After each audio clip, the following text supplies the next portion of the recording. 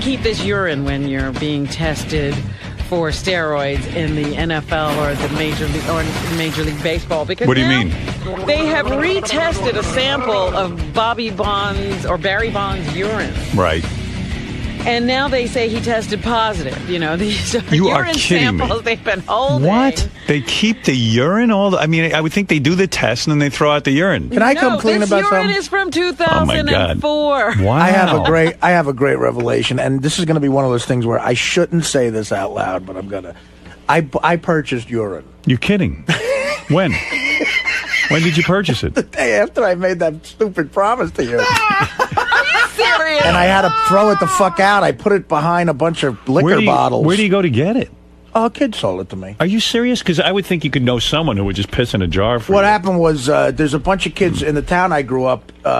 They're all fuck-ups, but they're trying to get on the fire department. Right. So to get why did you ask me to give you a urine test? And I even protested. I said, Artie, I don't want to give you a urine test. Why did you? Like, you were nuts. Yeah, it sucked. You know you would fail. Well, no, I'd still be okay with it. I'd still be clean, except for Subutex liquor. For Subutex liquor and what else? Maybe weed. Mm-hmm. But you're doing great. No. I was next to somebody who was smoking weed, but no, that could fail. And I don't know. I'm fine. I'm not on heroin, but I paid $500. Oh. And I told the kid he's trying to get on the fire department, and he's like, yeah, this is brutal. I haven't smoked pot or done anything for 6 months. So he's going to get urine for himself. How gross is it? It's gross. I made him. What did they sell it to you in a jar? Well, he came over to my place and I made him piss in the, I didn't see dick in cup, but right.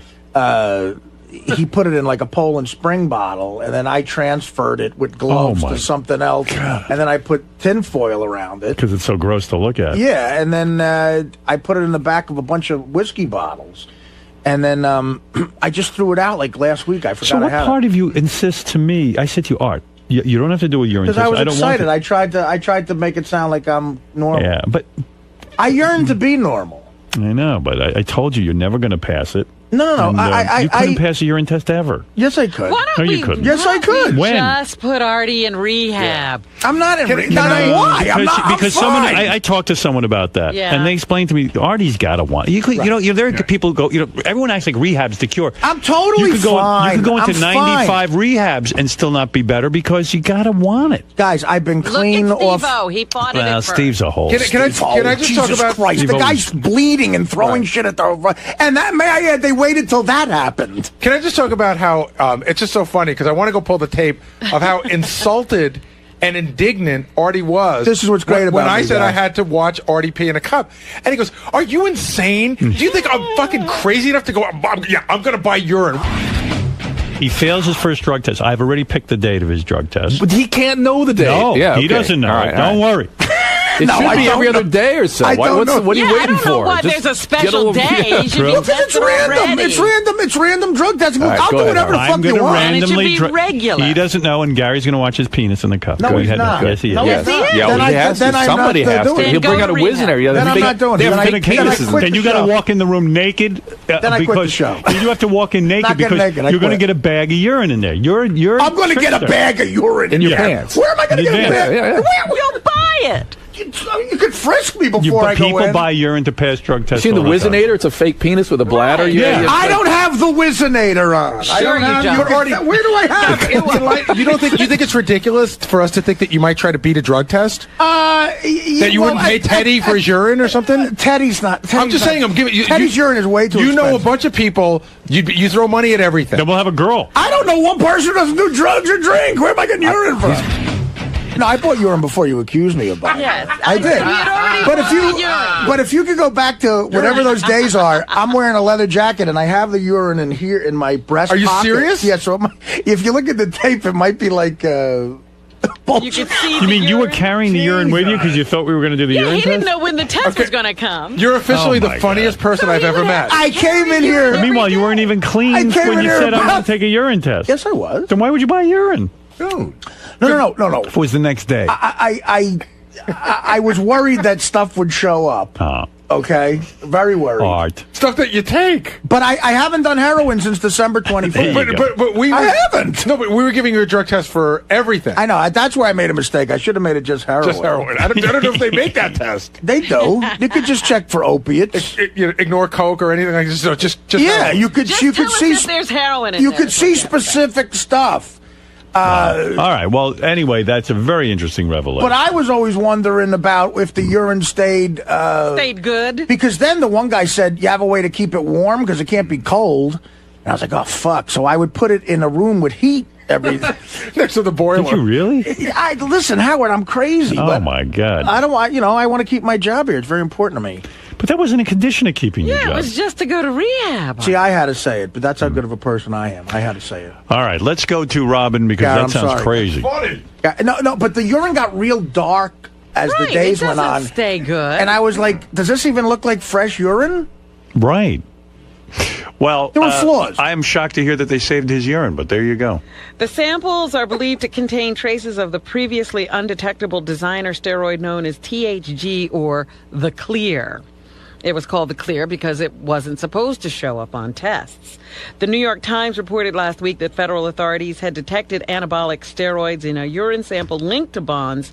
However, it's unclear if that urine sample and the sample seized in the 2004 raid are the same. Well, in interest to keep up with Artie on the show, I have a confession to make. In my jacket right now, I have a bottle of shit I carry with me. What are you carrying that for? I can't tell you exactly why.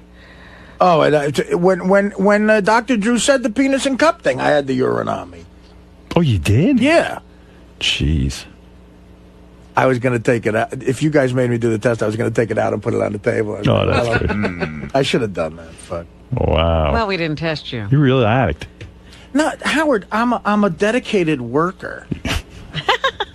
Sorry. Oh.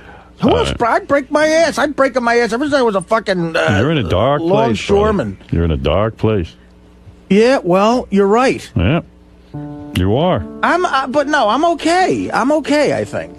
Because if I can stay away from the hard shit, my life won't become chaotic. But, Artie, are you going to drink? Yes. No, I haven't had a drink. That's not true. How do you know? Because I know. Okay, well, let's go penis and cup right now. I have to watch. I haven't. You ask anybody at my gigs, I'm totally sober. I'm fine. Then why don't you take a real urine test? Because the Subutex, I was afraid I couldn't stay off the Subutex long enough. And, every once in a while you might have a drink. So you're saying there was no entertainment lawyer? No. Who called you and said you shouldn't take a urine test? Yeah, he did call. See, for once at least I didn't get fooled about that. No, he did call me, Yeah. the guy. Sure. 4 in the morning. But he told me the second book deal was up to 1.5. Harry, That is crazy. does this surprise you? No, nothing surprises me Really? anymore. Nothing surprises me anymore. But the only thing that Artie is the world's best liar. That's crazy. But although I wasn't buying into it, as soon as he said he didn't want to do it, I knew that there was something up. And when he got indignant about, what am I going to buy urine? But the fact that he had it on him in his pocket, He was walking around with a bottle while of he's piss. yelling at me for saying, it's great. I said he's officially the funniest person I know. That is fucking funny. Now, you obviously can't believe anything now after Oh, I that. stopped believing before, but this is. I think what he just said is actually one of the funniest things I've ever You're heard. taking this pretty well. No, it's funny. Dude, so you're buying piss now? Yeah, man, it's terrible. It's one step above buying shit. Is that one of the low moments in your life? No, Buying urine? No, the lowest moment in my life probably was, I don't know, I'm trying to think. Having dinner with DePace down at Point Pleasant with Scott and some of his kids. That was a low moment of my life. Drinking piss is second. Let's have a moment with Steve Langford, who's really dedicated. He's a dedicated newsman. You gotta hand it to the guy. He takes his job seriously. Impressive. Go ahead. Let's see what you got. Is Eric the Midget's next public appearance soon to be a victim of this devastating economic crisis, or just a complete and total lack of interest in meeting the angry little guy? Eric's set to meet and greet his fans at a Sacramento Kings game February 27, but so far only 2 tickets for Eric's appearance have been sold, and the guy who bought those 2 lonely tickets, we are told, now wants his money back. A Is that true? That's what we are told. A source in a position to know now telling Howard 100 News Eric the Midget's appearance is this close to being canceled. Eric, I thought you said 200 people were going to be going to your appearance. Well, Johnny hasn't bought the tickets yet. That's what the 200 to 400 tickets to be sold, they were going to be bought by Johnny. Yeah, but I mean, if Johnny buys them, what's he going to do with them? I mean, that's how you're going to... So 200 people aren't buying tickets. It's just going to be Johnny Fratto bailing you out. You know, what do you have to say, Steve? Well, Johnny told us yesterday there is 0.0 chance of him buying any tickets to this. Really? Yes. Eric, Johnny's telling the news he's not buying any tickets. How do you get that so wrong? The shithead. I don't have it wrong. Steve said... He said to me that he would consider it. Eric, the boozer.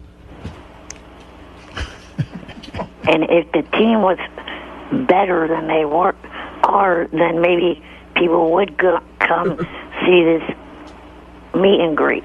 Eric, the asshole. Maybe if I was doing it for the Lakers, which I've asked Johnny to set that up. Yes, Gary. Hey, if you go to Gary page 1, so there's a funny piece of tape. So this whole thing starts out where Eric calls Johnny Fratto at like 2:30 in the morning to say, "Hey, you got to buy up all these tickets."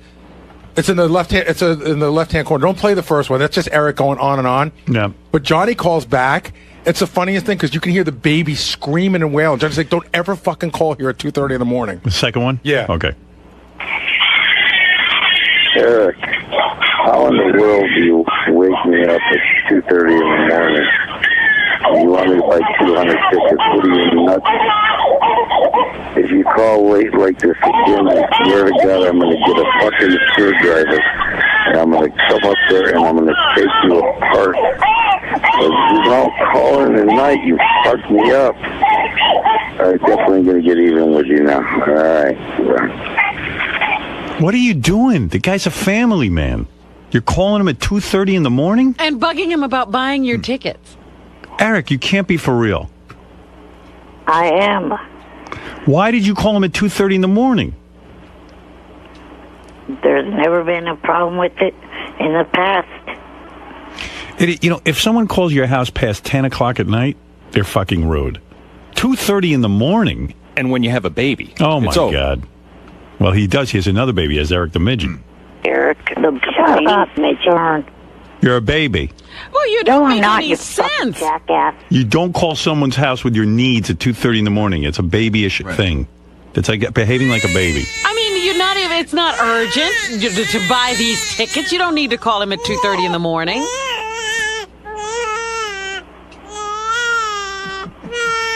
Eric, that's what you sound like. It is urgent. I don't want this to be, another thing where no one shows up. Too late. Oh, my goodness. Hey, it says here, Eric the Midget's forehead looks huge today. Let me take a look at that. Put it up on screen, guys. Whoa! What happened? Eric, what's going on? I think combing your hair back that severe is a bad idea. Yeah, that's a lot of forehead. No one else fucking complain. Shut up. No one else is honest with you. That's a lot of forehead. And a lot of big blotch there, too. Big, giant square blotch like that. Shut up, you damn witch. Like that guy who ran Russia for a while? That, big Weinstein? Gorbachev. That dude. Actually, it looks like a car peeled out on his forehead. Yeah, like a tire track. Like a tire track, kind of just when it takes off. Eric, you're fucked. And in every way. The hair color that he's dyeing his hair, there's no real color like that. He must have just done that. That's a fresh. There is. That's a fresh dye job. Yeah. It's got to be. When did you dye your hair last? Last Thursday at Frederico's. Yeah. So you're getting it done by someone now. They did that at Frederico's? Yes. Wow. Did you say to Frederico there's no color like that? There is color like that. It's in their fucking book, jackass. Yeah, but we're talking about on humans. Yeah, that's horse hair. That's almost clown red, actually. Right. I know a clown has hair. I want Emmett Kelly red. I want to look like Bozo. Is that what you told them? Did you say you wanted to look like Emmett Kelly? What? Did you tell me you wanted to look like Bozo? I look like Bozo. I want to join Barnum and Bailey. Nah, it's a little too red, Eric. Trust me. You should go a little... The way my hair color was when I was a kid. You look like Heat Miser. Yeah, but you're no kid. I'm Mr. Heat Blister. I'm Mr. Sun. Da-da-da-da. You're an adult male. Yeah, you're Mr. Fat Ass. Shut up. I'm Mr. 101. What's going on with your forehead there with that big red square on it? I mean, I'm concerned. Is that psoriasis? No, nothing's going on with it. Yeah, okay. You're very red and blotchy. But really, Eric, you know it's ridiculous to call Johnny to buy the tickets because that doesn't mean you're a success. It looks like you walked into a freshly painted stop sign. Why is it Johnny's responsibility to you Eric? get yourself in these messes, and then he's supposed to midget. Yeah, it's bail out. you out. It's out in the public forum here that you're asking a friend to bail you out. So it would be more embarrassing than canceling. And so Johnny will have to get 200 of his friends to show up. Did you hear the guy who bought the 2 tickets for your appearance wants his money back? I don't fucking think so. Steve, how do you know that? An extremely good source. Hear that? Oh, whatever, you Canadian jackass. The truth hurts? Not the truth. You ain't phasing Langford. Well, Johnny's not going to buy those tickets, not after Eric wakes him up at 2:30 in the morning. I know that. Johnny is I don't know how not. Johnny's still friends with him. He's so abusive. Johnny's a saint.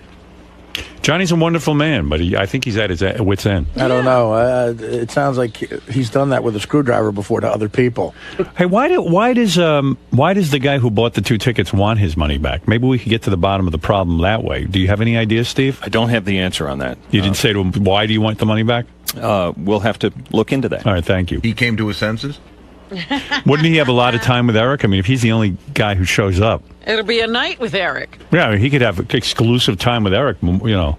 And this is a guy who gets $40 for just a phone message, so it seems like it would be a good deal. And Eric, there's nothing worse than doing an appearance where it's 1 or 2 like really obsessed lunatics who show up. Which, by the way, visit my store at jfsc.tv/ETA. By the way, you should know this. At my book signing over the weekend, someone asked me to sign a picture they bought off your website, Eric, and he like drew a bunch of cocks on your face and really the cocks that Eric's sucking and oh my god, yeah, it was really defaming it. I don't think you're allowed to do that legally. I think for another throw $5. A cock onto Eric's mouth. Yeah, like big. It wasn't good art, but it was a cock clearly. That doesn't sound very nice. Yeah, and it has the cock. Eric, how do you feel? People are buying your picture and drawing cocks on your face. That's not cool. Right. It looks better than the enormous red blotch on your face. Actually, yeah, you're just absolutely enormous. Period. Actually, you should sell it like that. I'd buy a picture of Eric with a big cock in his mouth. Oh, I'd pay an extra 20. Yeah, Eric, maybe you ought to start drawing the cocks. Thank you, Eric, and appreciate the phone call. Bye-bye. Bye. Good luck getting some midget pussy this weekend.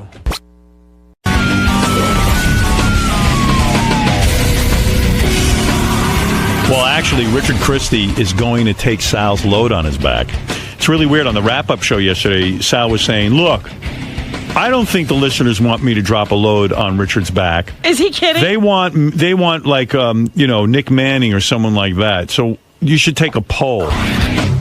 I was surprised that you agreed to actually do this. I didn't agree to shit. When you went into the studio, you didn't agree? No. What Well, you didn't say no. I said I have to. Well, I kind of said no. I said I want to think about it. Well, did you hear what Richard said you should do? Because I think I have a way for it to not be gay for you. If you put on the if you put on the My View goggles and watch a porn movie, then you're never really looking at Richard, and it's not gay. Yeah, but it's still me on a video for the rest of my life jacking off on this hillbilly's back.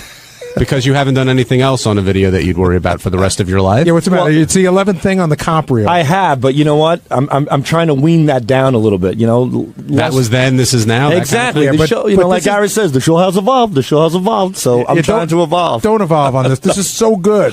And you know what? Here's the problem.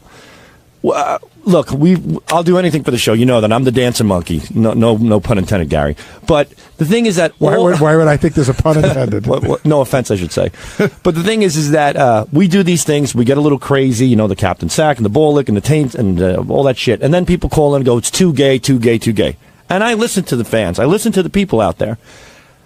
I want to know, this to me is the ultimate act of gayness. I mean... But I think it's all on Richard. I think if you're not looking at Richard, if you got the goggles on, you're watching your granny porn or your piss mops or whatever it is that gets you off. Right. And you're not looking at Richard, then I think the gay part's on Richard. Well, here's my question. What I think we should do is we should poll the fans in advance. No. This is what we want. I think we go on Howard's. It's not a democracy. Howard knows what's funny. He doesn't poll the fans. He's got a funny idea, and this is what he'd like to do. I'm the guy stroking my cock on this redneck's ass. And Howard's asking you to do it. Oh, hold on. Well, you're saying poll the fans to see who does it? Is that worse than getting your balls licked? Is that worse than other things that you've done? Hold on. You guys are strong-arming me right now. Let me finish. Yes, you are. You're putting Howard's name into this. What? Because Howard asked you. Howard wasn't looking for a poll. Okay, but calm down. Easy does it. Slow down, boy.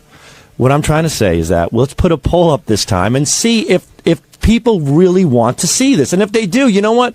I'd be happy to, come closer to my decision. Can I be you for a minute? Howard is an entity. He's never asked anybody's opinion. He's always thought about, he knows what's good for the audience. He has these great ideas. Howard never polls the audience to see if they want something. He just does it because he's got an instinct. And his instinct on this is, it's funny. And he wants to see it. He said that. So Gary goes, we're not going to take any polls, Sal. Howard decided it's better if you drop the load, and that's the way it is. So meanwhile, they put up a poll anyway, and of course... They want Sal. 48% of the people want Sal. 25% of the people say a porn star should do it, and 27% of people say no one should do it. So overwhelmingly, the audience wants Sal to go to a hotel. Well, yeah, why would they want a porn star who they don't know? Right, and then drop a load on Richard's back. Right. And so Richard really wants the guy from Family Guy. What's the guy's name? Seth MacFarlane. Seth MacFarlane. On the show. Yeah. And so I booked Seth MacFarlane. And now? He's coming on the show. Is Sal going to do it? Yeah. Sal's going to drop a load on Richard's back. And they're going to be in a hotel room. That's going to be the funniest thing. What's up? Richard's trying to back out. Can't back out. I just booked Seth MacFarlane. Right. He told me the deal was on. He says he heard that Seth MacFarlane was already booked, but that's not the case. No, that is not the case. What is wrong with him? That is not the case. Oh, yeah, dropping loads. I'm not trying to back out. Sal's the one that went in and told Gary that. But that's what I heard, that he was booked before we even did this thing. Absolutely not. Huh. We were thinking about it, but I said, hey, let's make it up to Richard. He says he wants Seth MacFarlane. I'll interview Seth MacFarlane if he takes a load. Because otherwise it's no fun.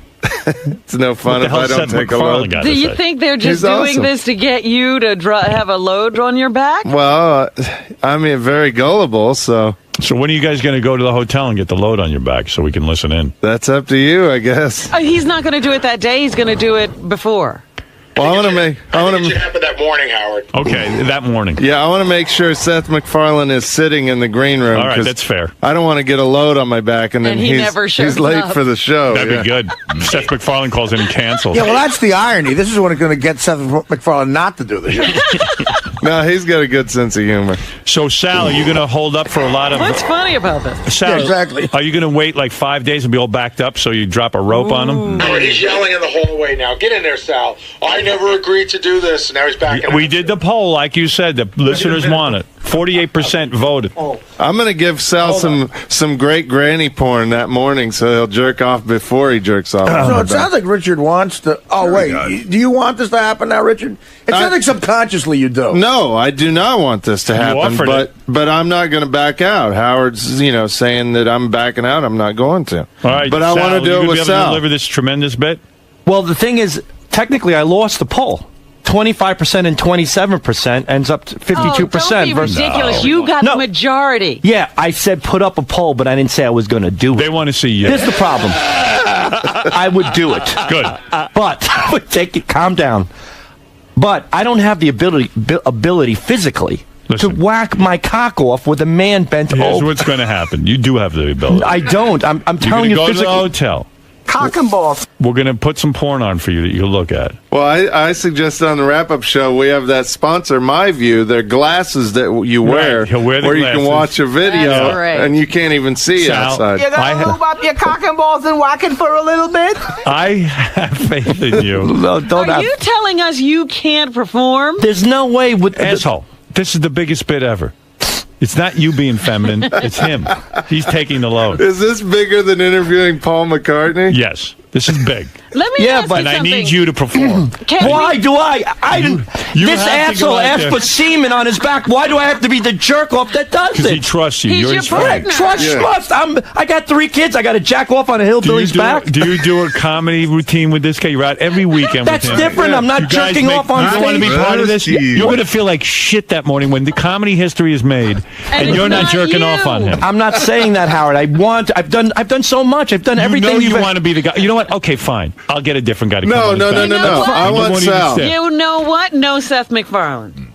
Let's forget Seth MacFarlane. Let's forget this whole thing. Come on, Sal. We do I'm everything not saying together. no. I'm saying that, Howard. My problem is I'm Here's not. what's going to happen. I hear your problem, but I'm going to tell you what's going to happen. You're going to put on those My View glasses.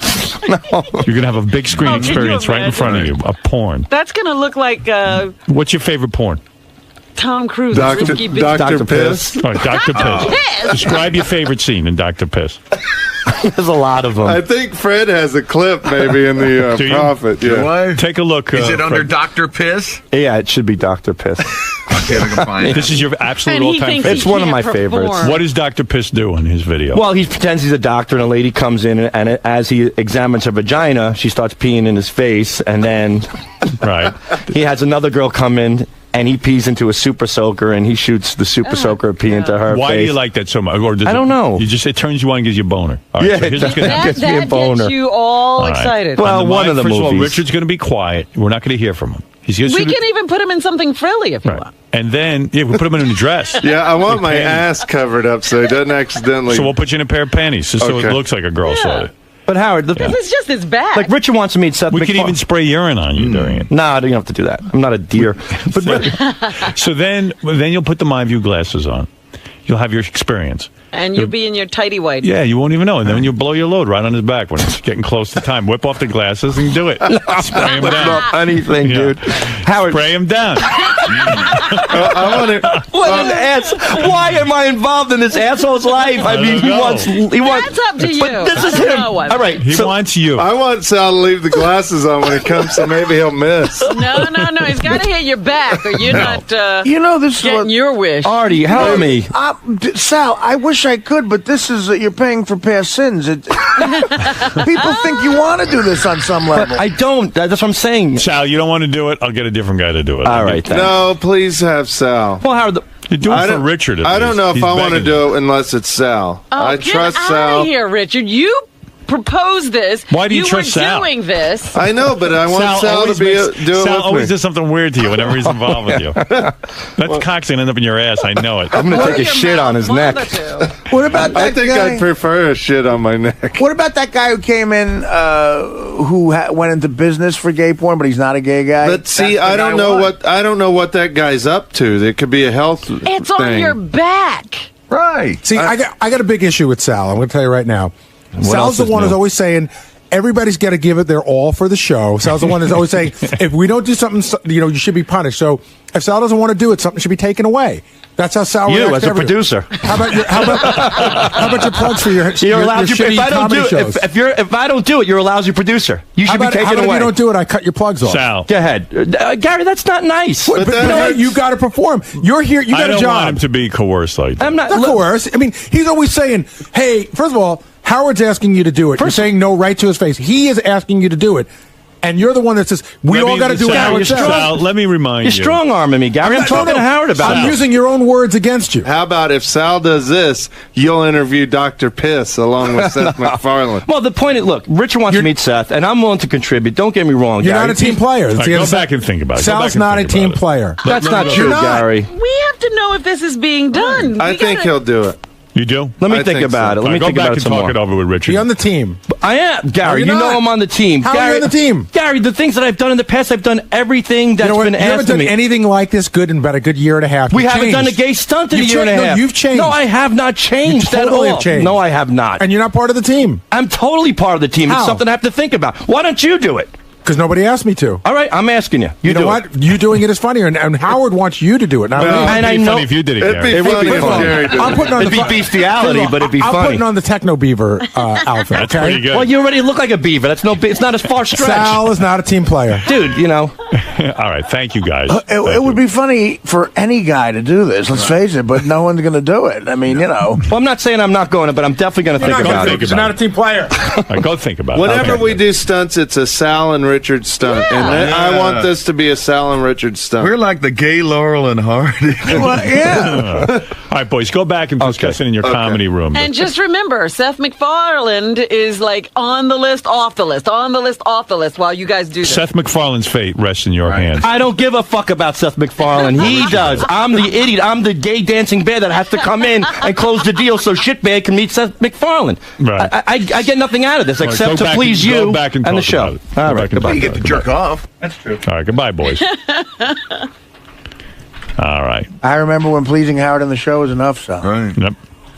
Seth doesn't know if he should get on that plane. Seth MacFarlane's very hurt. Yes, Dan, go ahead. You're on the air. Yeah, I want to be the voice of reason. I am your major demographic. I'm a young male, Long Island boy, part Italian, pleading with Sal not to do this. You don't want him to do it. He cannot do this. Dude, he's on the borderline of getting kicked out of the club anyway. Right. He does this, he's out. He can't come home anymore. Let's go to Matt. I have Matt. to say, I agree with the kid. Cross the border. Matt, you're on the air. But I'm in Jersey. Yes, Matt. Morning, Howard. Morning. Yeah, I agree with the last call. I don't think Sal should go through with this. I don't know. It sounds kind of intriguing to me. I think Gary would be much more interesting. You want to see Techno Beaver? See, this is probably Sal's friends calling. You in want to get Gary off in the a hook. No, I'm not. Techno Beaver costume. All right, J-Man, you're on the air. Go ahead. Hey now. Hey now. So, I don't know. I just don't think you're listening to the listeners, because if only 46% want him to do it, then that means the majority of your listeners do not want Sal to do it. No, you didn't hear the poll. On the air. No, 25% want a porn star to do it. Right, that means not Sal, and then the other 20-something. Only 27% of the people think it shouldn't be done, so 48 and 25 is how much, Robin? Oh, God. That's 13 like, carried to 1.5, 73%. Want it done. Clear majority. No, that meant the majority want Richard to take a load on his back, but they don't want Sal to do it. Yeah, but we're saying they want the load on the back. The load on the back isn't the question. Yeah. I don't know. I just think Sal can't do it, man. I don't know. All of a sudden, everybody's backing out. Now, everyone said it was funny for Richard to take a load on Well, the back. they're talking more about Sally's people. Richard, I think, is still But it's get Sal, the load. Sal objecting and saying maybe he shouldn't do it. That's calling this into question. It would just be getting done if he would just go along. Well, anyway, maybe we should get off this topic. Gary, you're being pretty hard on him, man. Fuck him. You know what? He's the first one to run him when somebody won't do some dumbass shit that he wants. You're not on the team. You know, we're all here for Howard. And then all of a sudden, when he finds himself in that position, he's got a double standard. Do you think there's any way we can convince him to do this? I don't think he should do it. No, I think he should do it. If he doesn't want to do it, then he's dropped a couple of notches in my eyes. Guys, what's going on? He's gonna do it, right, buddy? Come on. You'll be looking at Dr. Piss. All I gotta do is lay on the ground. Just jerk off that morning so you don't have much load. Yeah, that doesn't. All you gotta do is dribble on me. That won't be that big of a deal. All right, we'll see. Gary says you're not a team player. Nah, that's totally wrong. That's ridiculous. That's Gary's way of psychologically stressing me out. No. I'm such a team player. You're the first person to talk about. You say Lisa's not a team player. Whenever somebody doesn't want to do something that you find funny, they're not a team player. And you say that I'm an asshole. I'm a bad producer. Here you go. If you don't do it, you're fired. Now I'm a great producer. All right, there you go. But how about this? What other office in the world has their boss convincing one of the workers to jerk off on another guy. Right. In the grand scheme, we're just trying to do what's best for the show. Right. But you're trying to get Sal to jerk off on a guy, and that's you're trying to get me to jerk off. He's following You're his through. boss, and you're trying to tell him to jerk off on a guy. I just think it's funny that Sal's got this big double standard. That I don't have a double standard. You do because it's something that I don't want to do. Right, and when we all have a right not to do something now. But when somebody, I've done everything. Hold on. When somebody else doesn't want to do something, that's when you tell them they're not a team player. Lisa didn't want. Okay. Not that they're the same thing, but Lisa didn't want to be in your talent show, your newsroom talent show. Right. She didn't want to play the cello. For whatever reason, it's not up for you to decide. Right. She's not a team player. Lisa never does anything I want. This is bullshit. You should get rid of her. You said, no, you said a bunch of, all right, she should be fired. I didn't say she should be fired. You should say, we shouldn't let Lisa be on the air anymore and reap the good benefits. No, this but is you. There are things that we all don't want to do. Okay, you know what, Gary? And she didn't want to do that. You made me see the light. From now on, I'll never say that nobody's not a team player. That's what else can I tell you? That's another lie. Okay. No, it isn't. It is. You'll say it before Christmas. You'll say it. Okay. So because I call somebody else not a team player doesn't mean I'm a hypocrite now all of a sudden? Yeah. Because I don't want to take my cock out and jerk off on a man's back? You're being a hypocrite. No. There are standards that people have, and that's where I draw the line there. So then why don't you respect someone else's standard? I do. No, you drew the line. Well, you drew the line and you trashed the shit out of her for a month. I expressed my opinion on that. No, you didn't. Yes, I did. I said she's not a team player for playing the violin. It's a big difference. I express my opinion. You're not a team player. Okay, and you're not. You clearly don't care about the show or Howard anymore. You've gotten big. Oh yeah, really? Now that you're a big shot with your fucking Richard and Sal show, you don't need Howard. Oh my God, that's funny. That's the funniest. Let's see if Sal can fit his head through the door. Rich, are you a little bummed out that this might not happen? I would be ecstatic if this didn't happen, but I don't want to let Howard down. I want it to happen with Sal. And everybody thinks he's going to back out. I know Sal, he won't back out. I have full confidence in my buddy. And if it's not Sal, you're not going to do it? I don't know. I got to, you know what? I would say I have to check with my doctor, but how do I ask my doctor if it's safe for me to get a load on my back?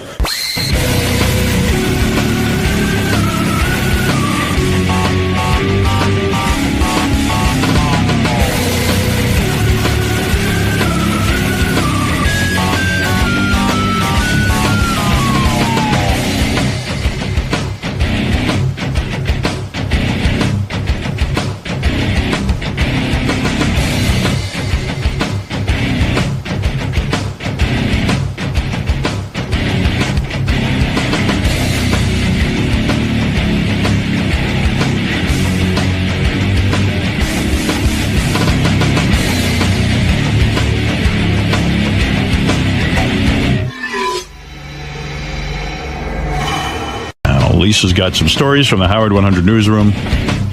Lisa is busy being a reporter. Lisa, what do you have for us?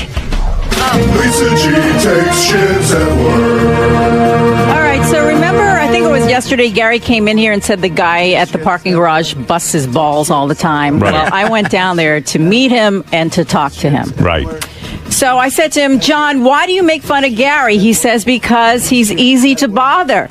Anytime I see him, I just break his balls from whatever happens on the show.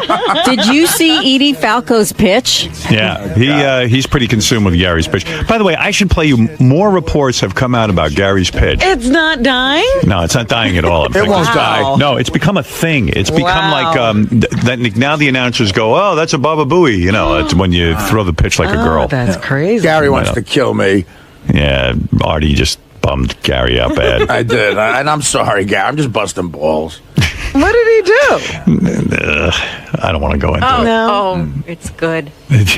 All right, you know Artie likes that song by Anne Murray, Dreamin'. Yeah. I admit it, and it's kind of a gay song, but I admit it. Dreamin'. So on Artie's iPod, the Anne Murray's picture comes up, the artwork from the album comes up when you play Dreamin'. But so Artie changed it, and it's a picture of Gary pitching. I know. He just showed it to me. So you showed it to Gary? But you know how... And Artie was like laughing for a way long time at the joke, and Gary got upset and left. Well, you know why I was laughing more? You just saw the picture, but if you hear it with the song, because I had my headset... That just goes on and on and on. Yeah. Well, Howard, I have an announcement. Yeah. I can't get a major league team to let me throw a pitch out because everyone thinks I'm a dirtbag. I swear to God that they just don't want anything to do with me. Right.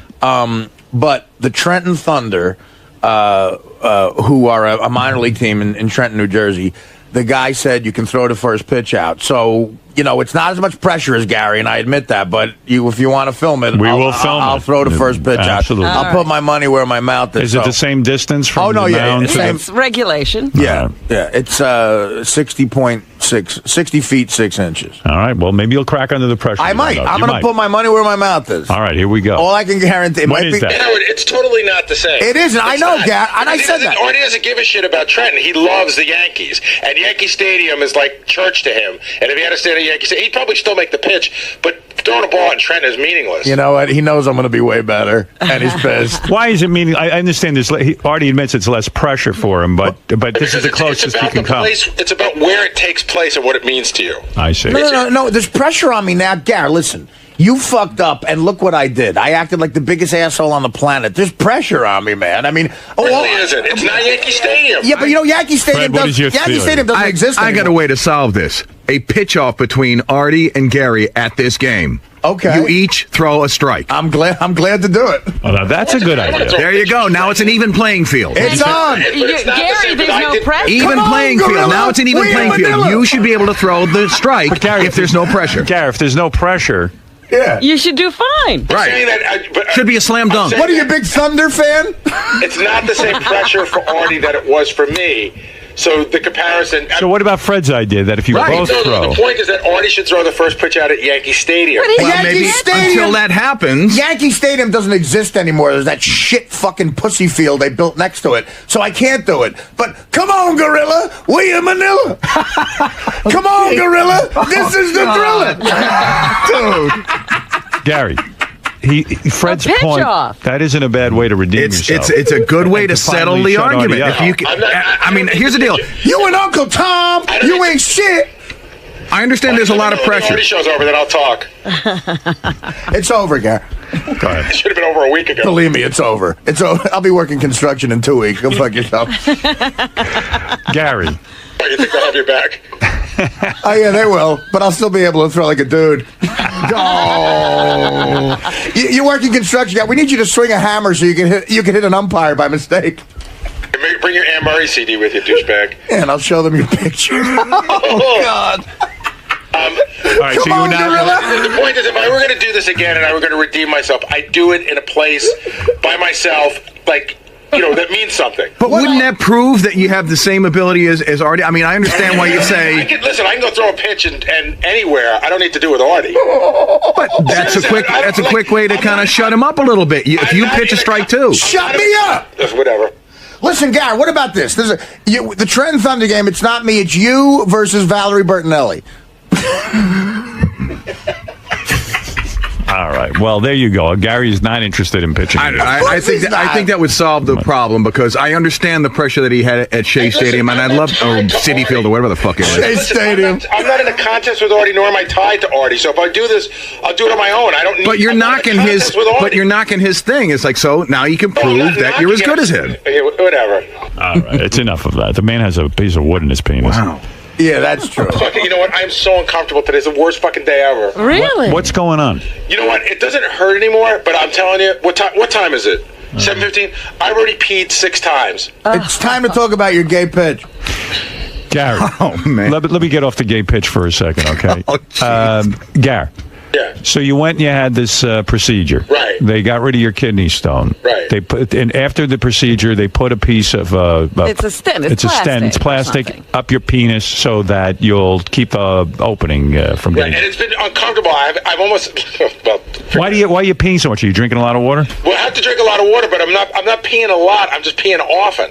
You know what it is? The stent. The guy explained it. It sort of makes you feel like you want to go all the time. So there's an urgency feeling, but not necessarily you really have to. Like I got in the car this morning, and as I was walking down the block from the garage, I could barely get here.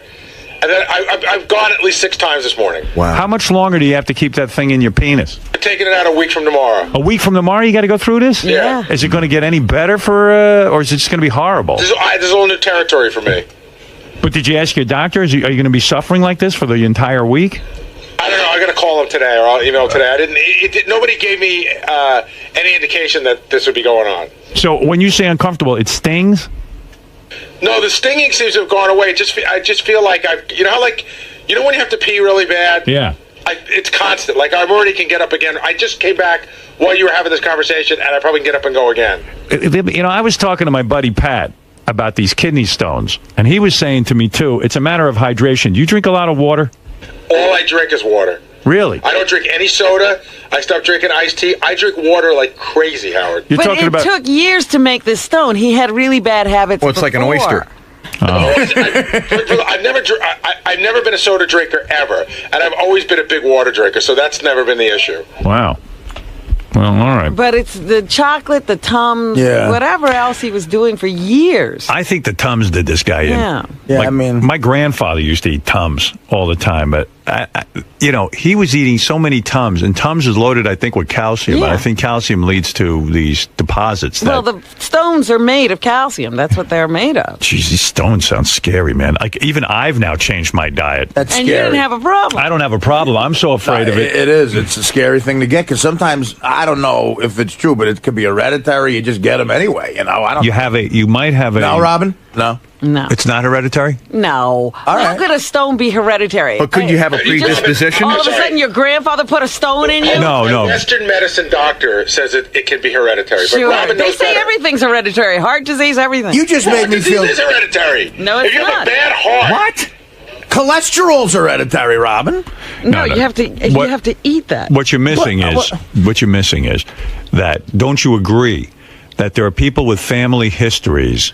That's right. They could have a proclivity, but they have to eat and live the way that it would make that thing evidence in their lives. I haven't eaten with my family since I was 20 years old. If your father and your grandfather all had this condition of kidney stones, you would have to be extra careful. It's like women who have breast cancer in their family have to be extra careful and extra diligent about checking their breasts, getting mammograms, because chances are they might get it. Explain a guy who's never smoked and gets lung cancer. Like, I mean, nothing's hereditary. There are environmental conditions too that can cause that. Again, you might have a propensity for something. Right. Doesn't mean you're going to get it just because of that. It means if you contribute to it by living the same way as the other people who got it, you will too. But you could get it anyway, even if you don't live that way. No, nobody's getting anything anyway.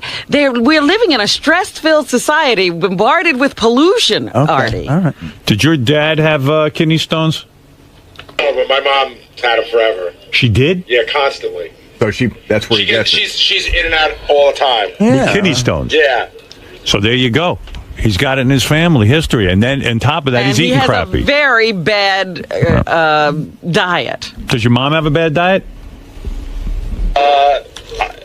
I don't know. I mean, now she does. You don't know. Now she does. Now you don't know what she eats. And I want to say to everyone who called the wrap-up show yesterday, too, I have something that's hereditary in my family. Being really loud and interrupting great... Is the talk of the town. He is the toast of the town. The toast. They're toasting him already. The burnt toast. He was on the Joe Buck HBO premiere talk show, the first talk show in Joe Buck's... Joe Buck's 2 Live. Joe Buck Live. Right. They're making a big deal about Artie's language on the show, and it's weird to me because they have the cat house, like prostitutes fucking but guys. HBO's schizophrenic like that. Yeah. Like on certain shows you're not supposed to do it, and somehow you're supposed to know which shows are for cursing and which shows aren't. What about Sex and the City? Right. They used to, the stuff on that show offended me. But then they'll have something like the Bob Costa show, which never had any cursing in it. I know, but they said, they said do anything you want. Well, I think they're schizophrenic in the sense that I think Joe Buck was going for more of a Letterman-esque kind of talk show where they talk sports and hang out. Right, because if you watched it, it was the Costa show. There was never any cursing. I do believe, though, that these guys, when they booked you on the show, sort of thought that you would be a talk show guest in keeping with your Letterman appearances and your Conan appearances and stuff like that. I think they probably were really blown out by the language, but nevertheless. They should have said something. Right. They shouldn't have said "go to town." They gave me no guidelines. Listen, I mean, this is crazy. I did an interview with the New York Times yesterday. Like, about this? Yeah. Well, it's a big story in the sense that you went on, and HBO is now upset with you. Right. Oh dear. And they've, in fact, I was reading the paper today. They've blacklisted Artie from HBO Sports, which wow. I don't think. Well, geez, Artie, I'm sorry for you. I don't know how that would affect your career, but maybe it would. I don't know. Look, me blacklisted from anything could affect my career, sure. Oh, no, the HBO Sports Department's a major plank. Here's the article. HBO wipes hands of Artie. Artie Lange meet the HBO blacklist. Lange, Howard Stern's radio sidekick, is persona non grata at HBO Sports after his profanity-laced segment on Monday's premiere of Joe Buck Live. I tell you what, I never knew who Joe Buck was. Now I do.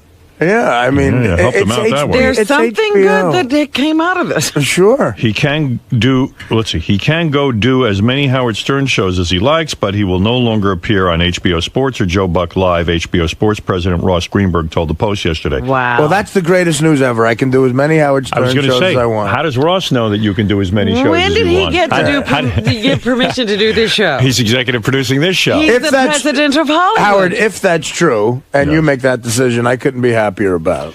We don't have any interest in his world. That's a quote from Mr. Greenberg. You have your own world. Lange appeared with actor Paul Rudd, barely. Paul Rudd didn't get a word in. But they weren't trying. Did you see them struggling for words? No, Howard, they had a good time. They went, they both loved it. If you watch it, the crowd is guffawing. Like Michael Irvin is laughing. Like, look, I'm not going to say this about a normal appearance, but I have to defend myself. Like Jimmy Kimmel texted me yesterday. He said, "Dude, that appearance was epic. They should have you back on every night."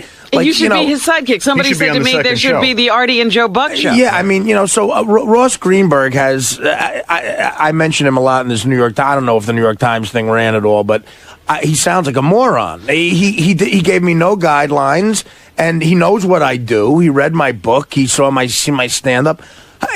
Can someone explain to him why I wouldn't do what I did on Letterman? It's CBS, it's Letterman, and quite frankly, I have a lot more respect comedically for David Letterman than I do Joe Buck. Lange, discussing his appearance on yesterday's Howard Stern show, said Greenberg told him to go nuts if the discussion flagged. So go fuck yourself. I don't care how important you are in the business, Lange said to Greenberg. That's regrettable, Greenberg fired back. I said to him prior to the show that we need your energy if things get boring.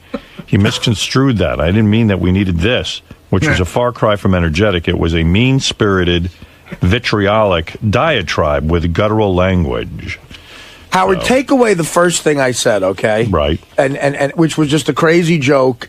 That is the first time the audience reacted to anything, okay? Right. And the kid Jason next to me started whooping it up afterwards. Whoa, and the place went nuts. Then after that, it really was just me and Joe ribbing each other, and I told a story about his father. And I mean, that was really, that's what I did, and everything killed. I mean, But look, I don't care if I'm ever on HBO ever again. Right. This is the show that sells tickets to there's guys who have HBO stand-up specials that open for me on the road. I mean, that's the truth, because I'm on the Stern show. I mean, I don't care, Ross. I really just don't care. All right. Let's see. So Artie, who ever since he got off heroin, is very energetic, appeared on a bunch of shows. He is Mr. Energy. Tim Sabian called me and asked me to call into Chris Russo. I wouldn't have done that. Well, you can do sports with Chris. Yeah, right. and I heard that, by the way. You heard it, Fred? Oh, yeah, I heard that, by the way. He's not your friend. Yeah, I know. I mean, Russo was, he was doing... I didn't think Russo was... I thought you might have overreacted to Russo, and I'll tell you why. I definitely think listening, so, too. I haven't heard the whole thing. We'll play it now. He thought you weren't funny. So you say, well, some people think I'm funny, and some people don't. Okay, he had an issue with the language, too, and I just explained that I said, well, look, but Chris... you got so angry with Chris, it was like saying, who cares what Chris thinks, whether you're funny or not? Just be like, you know what? I thought I did well. That's the only person I am. Well, I was told that he was bashing me for a while. Well, that's what I was told. Tim said, you got to call in... Tim Tim wanted you to react to what was being said. Tim asked me to call in. And then Artie slammed this guy Mike Francesco. Oh, Turns out yes. Mike was defending Artie. You were on fire. Oh, dear. Well, I've been wanting to slam Francesco for a while. He gave me a bad tip on a couple of college games here. Well, that's very understandable. So, anyway, let me play you the Artie. What was Artie busy with yesterday? Yeah, page? how many shows yesterday? I'm going to get you a bunch of clips here. What page is that again, Gary? The Artie page? Artie has his own page. JD page 1? Okay. All right. Here's Artie versus Mad Dog. What about that first clip? Can I pass on that one and just get right to pass on the first clip. Okay. Here's Artie versus Mad Dog. The two of them going at it yesterday. People guffawed laughing. They don't laugh. They laugh politely if they have to. People were barreled over laughing. Watch the fucking tape. Artie, I'm a big fan. You were not funny. I'm sorry. Yeah, I mean, I'm a big fan of yours, Artie. I watched. You were not funny. That was not a funny set. That was not a funny 8 minutes. I'll tell you what, Chris, I'm a big fan of yours about sports, but you don't know shit about being funny. When you're funny, it's funny when... Artie, I'm not trying to be funny. You tried to be funny, and you weren't funny. Exactly. I was trying to be funny, and I was funny. Howard Stern thought I was funny. We all know. Whoa. I got texts from people I barely know. Jimmy Kimmel sent me a text saying that appearance was epic. It was the best thing I've ever seen. It was hilarious, and they're going to have you back. Every funny person I know thought I was funny. I don't give a fuck about anybody else. Chris, I love Billy Crystal, Artie, Billy Crystal didn't think you're funny. And Billy Crystal's better than Jimmy. And Billy Crystal is bigger. Billy Crystal is bigger than Jimmy Kimmel. And Billy Crystal did not think you were funny. Billy Crystal, let me tell you about Billy Crystal. Billy Crystal hates Howard because Howard busts his chops. Billy Crystal's funny, but he's an uptight prick. He's a politically correct, uptight bastard. He's an egomaniac. We've sent out Stunner and John to ask him questions. We play a tape. Oh, Howard's not funny. He says, I think Billy Crystal is unbelievably talented. Wait, let me talk. I think Billy Crystal is unbelievably talented. His stand-up is unreal, but he's full of himself, and he's taking it too far. I'm a Yankee fan like him. Now he thinks he's Mr. Big Shot, Mr. Pretentious, Mr. I Meet the President, so I don't give a fuck what he thinks is funny. I give a fuck what my fans think are funny, and they thought it was funny, Chris. Artie. And I don't care if you think it's funny either, even though I'll listen to you talk about the Jet-Giant schedule and what the record's going to be, but don't tell me about being funny, and I won't tell you about... Well, no, but Artie, you need a guy. You tell me about sports. You're allowed. I mean, I don't say, well, I don't know. What does Artie know about sports? I don't say that. So why should you say that about me about why I can't judge a comedian? What, you're allowed to judge your sports and I can't judge a comedian? You're entitled to your opinion, but I don't respect your opinion about comedy. I tell you about sports, and a lot of times I'm wrong, and if you tell me I'm wrong, I'll believe it. Chris, I love you, man. You know I'm a huge fan of yours, but you're wrong about this. I was funny, and look at the audience. They guffaw. You can't judge. Wait, Chris. Oh, hold on now. Let me get this straight. Artie, let me get this straight. I'm not allowed to judge your comedic value, but Michael Irvin can. Is that the way it's supposed to work? I can't judge it, but if Michael Irvin laughs, you must be funny. Michael Irvin doesn't know anything. Chris, you could judge whatever you want. And Michael Irvin could judge whatever you want. I don't give a fuck about it either way. I'm just saying one's right and one. Well, hold on. You brought up Michael Irvin 4 times and he thought it was funny. Well, why should Michael Irvin be able to judge it? I can't. That doesn't work. Michael Irvin's not a comedian. Well, why can he's a football player. A retired one at that. I'll tell you what. He's got no credibility with comedy. Chris, you're going to let me talk? Yes, go ahead. You gotta answer the question, though. Why? Because, Chris, I met Michael Irvin, and quite frankly, he's funnier than you are. That's how it is. You're funny, and you don't... Michael Irvin can't get a job in the media business. ESPN fired Michael Irvin. Nobody wants Michael Irvin on. You're making Michael Irvin's a big talent in the broadcasting field? Why the fuck was he on?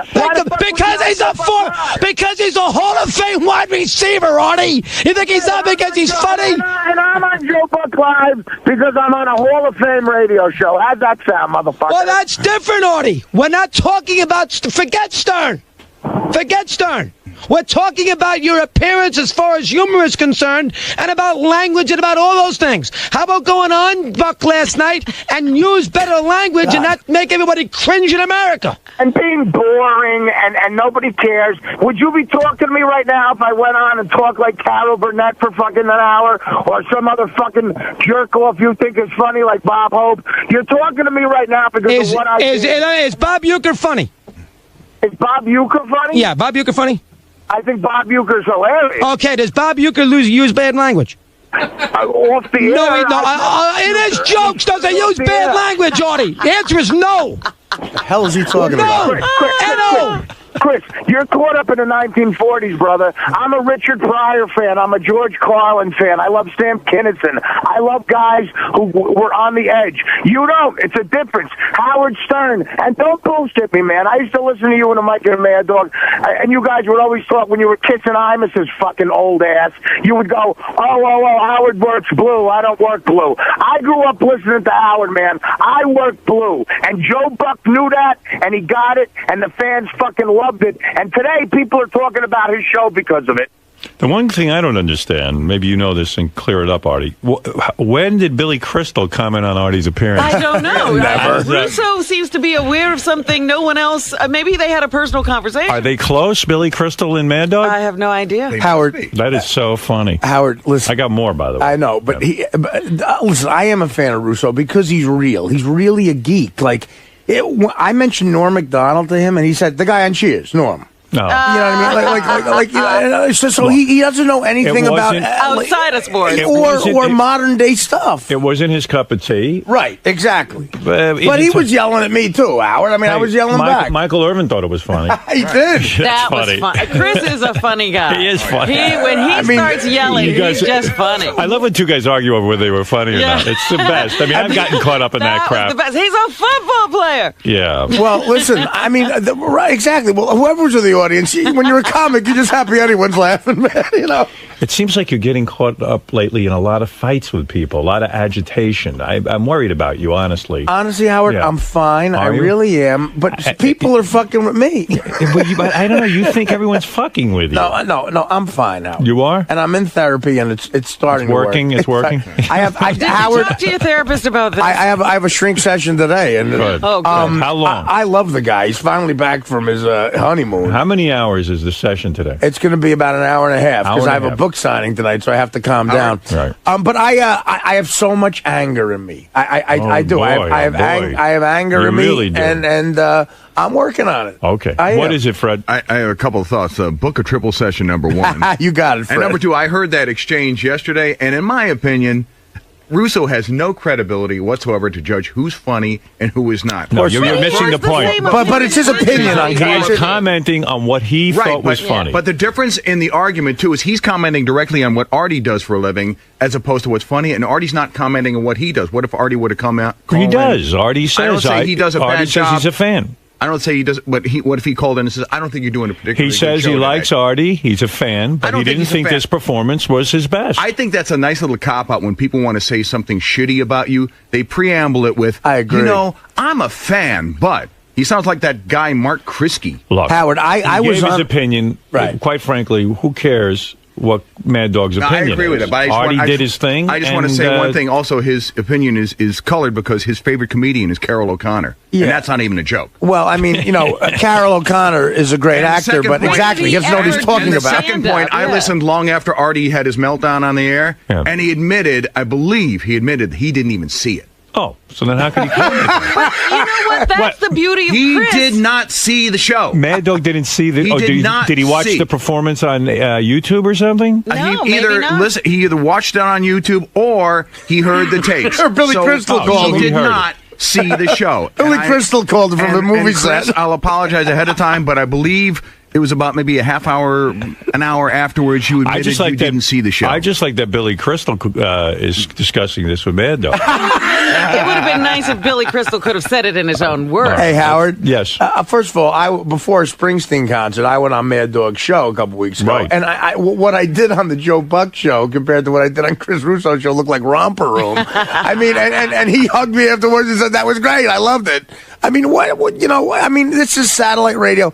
I am a dirty comedian. I admit that. I'm not as smart as Jerry Seinfeld, I guess. I'm not as smart as... But when you go on, let's say, Letterman or Conan, you do not work dirty. You're able to do both. I can do both, That's right. But on HBO, I figured, what the hell? Let it loose, man. Right. Why not? All right, here's Artie versus Mad Dog round 2. Oh, boy. Artie, can we calm down with the language on that kind of show? Can we do that? Listen, it's HBO, Chris. I will never listen to you with comedy advice, okay, buddy? You pick up my DVD, I curse like crazy. It's rated NC-17. But I know when I buy your video. Artie, I know when I buy...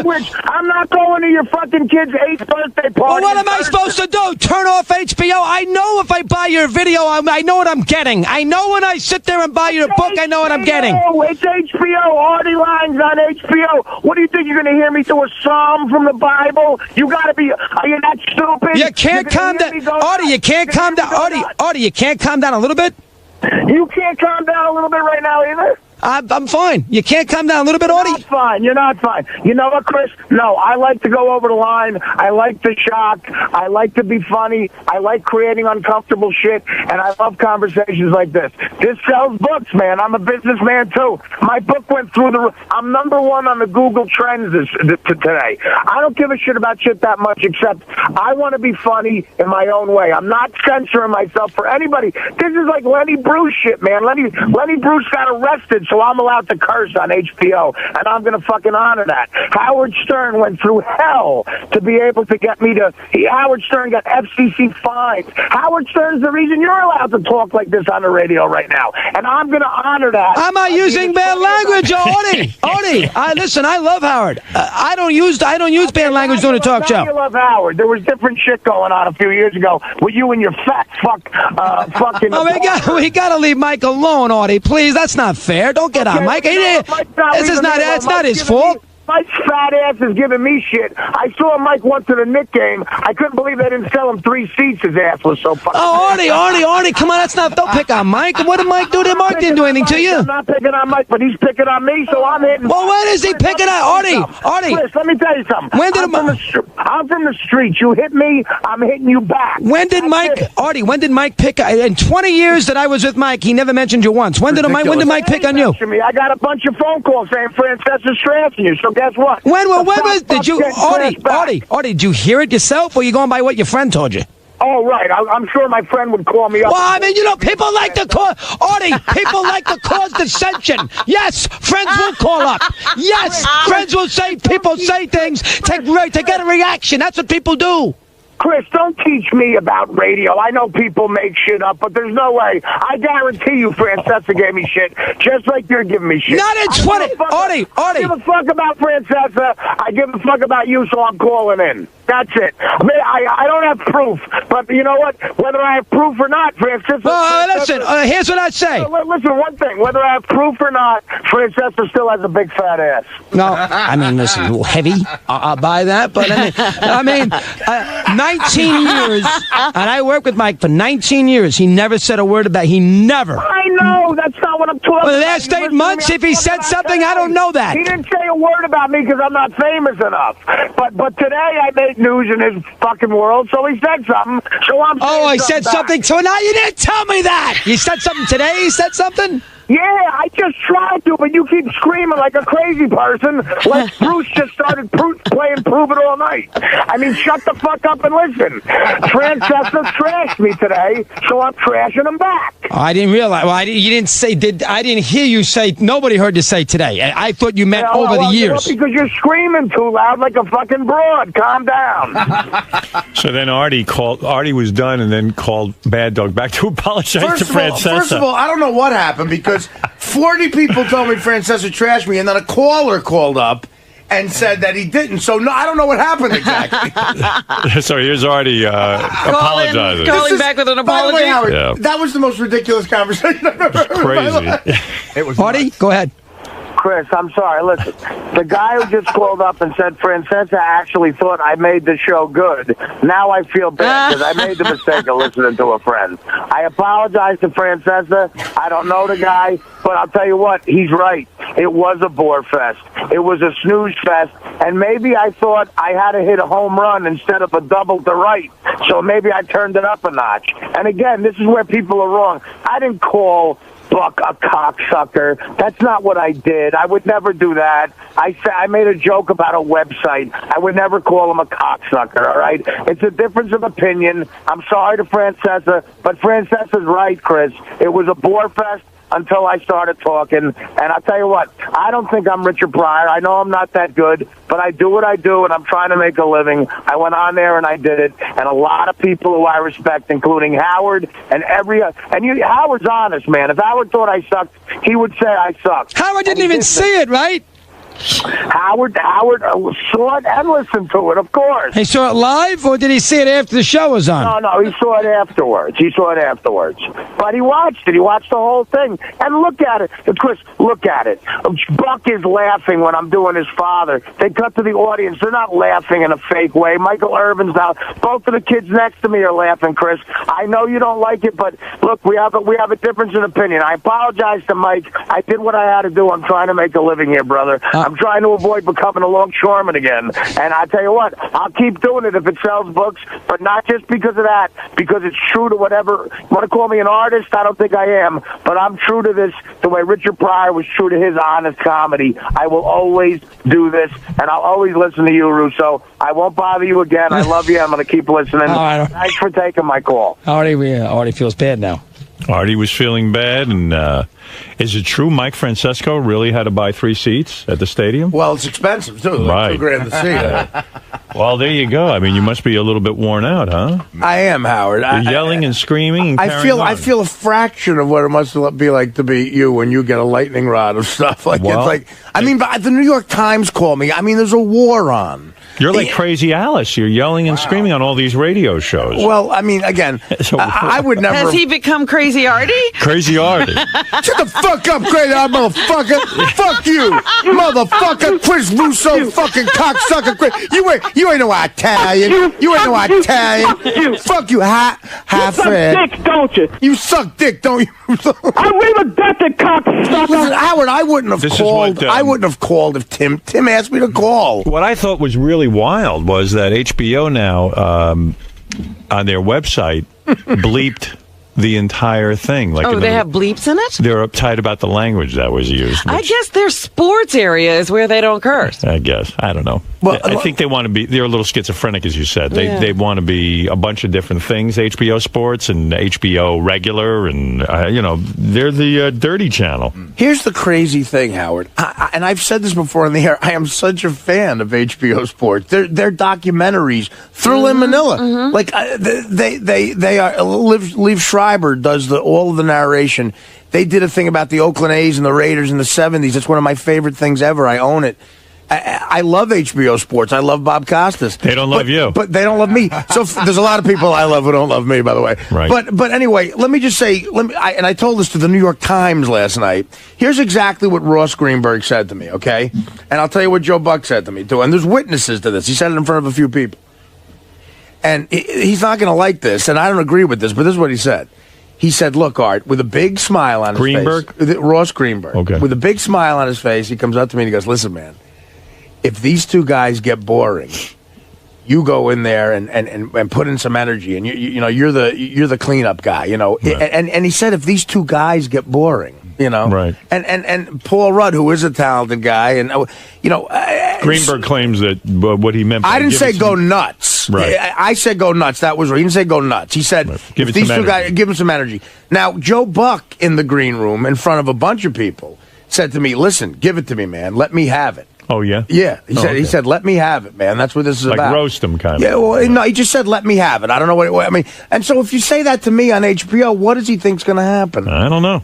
I guess you're right. The first thing was a little strong, But then I made. I told a touching story about how much I loved his father. Right, well, listen, you. Everybody forgot that, Artie. I know. That's right, Art. I was reading a guy named Tommy Craig's column in I think this is from Miami, but I don't know. I don't know where he writes a column, and he said that he thought that Joe Buck's phony outrage over Joe Buck's show is ridiculous, that having Artie on He invited Artie. He invited Artie. Artie was wild, and that's what they could have expected. And Joe Buck now distancing himself from his own show is sort of a wild thing in itself, that this is your show, and you kind of wanted this, and now you're conveniently saying you didn't want it.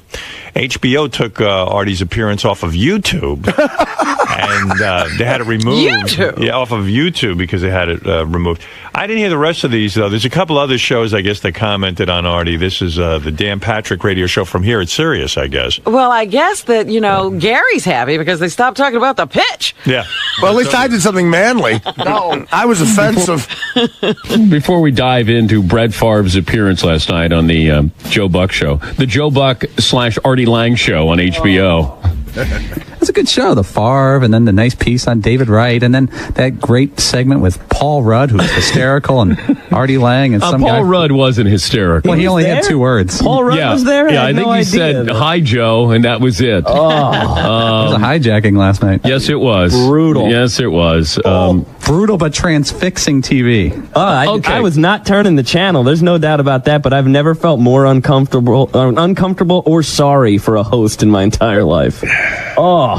But what do you expect with Artie Lange? This is a comedian with Howard Stern, and Artie's off heroin, and if you listen to the show, Artie never shuts up anymore. He's got 1,000 things to say, and I think he probably got on and said, "Hey, you know what? This is kind of boring here. Let me liven this up." Exactly. He pulled a Howard, like when Howard did that to Arsenio Hall, and he's done it to other places, but they went to him, and the first thing he said to Joe Buck, I can't even come close to repeating on the air, but poor Joe looked like, I don't even know how to explain it. I mean, he was shell-shocked. Yeah, I think that and probably had his family there. That's a big thing. It's his first show. It's HBO. He wants to get into the entertainment field. Sorry. And I can host one of these shows. And some producer in the back room in the early planning was like, you know what? Why don't we go a little crazy? Let's get a guy a little risque. How about Artie Lange? That Artie Lange, I hear it. All the kids like him. Yeah, it'll be great. He's edgy. Yeah, that'll be good. But I think what he made the mistake of maybe waking Artie up a little bit, and he started to give him a little bit of grief. As a host, you got to be careful if you're going to pick your battles with a stand-up comedian who's just going to fire back. I mean, Artie's used to doing this every single day of his life.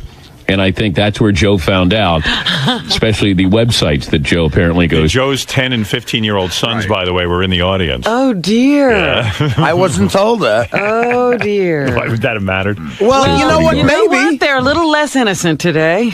Artie Lange, you would have thought that he went on kicking and screaming, like he didn't want to go on the show. That's the feeling I got. It's like, I don't want to be here, and I'm just going to start taking shots. I'm bored. I'm going to start taking shots. And the funniest part was he just says some really off-color stuff for about 2 minutes, and he goes, but, Joe, I love your father. He's a great broadcaster, one of the best, old-school guy, didn't take any BS, and starts complimenting his father, but still throwing in swear words as he's complimenting him. I thought it was Joey Buttafuoco when I first tuned in. I did. I saw Artie. I went, it's Artie. I thought it was Joey Buttafuoco there. Hey, Marie, you're on the air in El Paso. Hi, Howard. Hi. I love you. Love you. I just wanted to say, Artie, because I was a big Jackie fan, and so Artie's kind of humor, it's always been something that I don't really get or I don't really understand, but it's always kind of been like he's not really himself, and I think it was the drugs.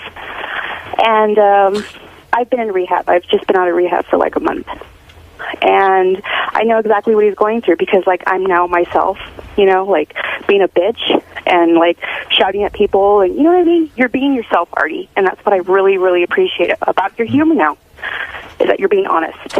and that's what makes it really funny. Okay, No, I guess. I guess she likes you. That was a weird turn, but thank you, She sweetie. back into it. I wonder how many times HBO will rerun this disgraceful episode. I don't know. It sounds like they're bleeping it, but it is on their website. It's still there. I know it's bleeped somewhere. Some people write me letters now about this whole thing, and can I say something I'm trying else? to understand it, and I think somewhere it's bleeped, and YouTube took it off. That's what I know. I don't know why YouTube would take it off, but they don't take anything off. HBO had it removed from YouTube somehow.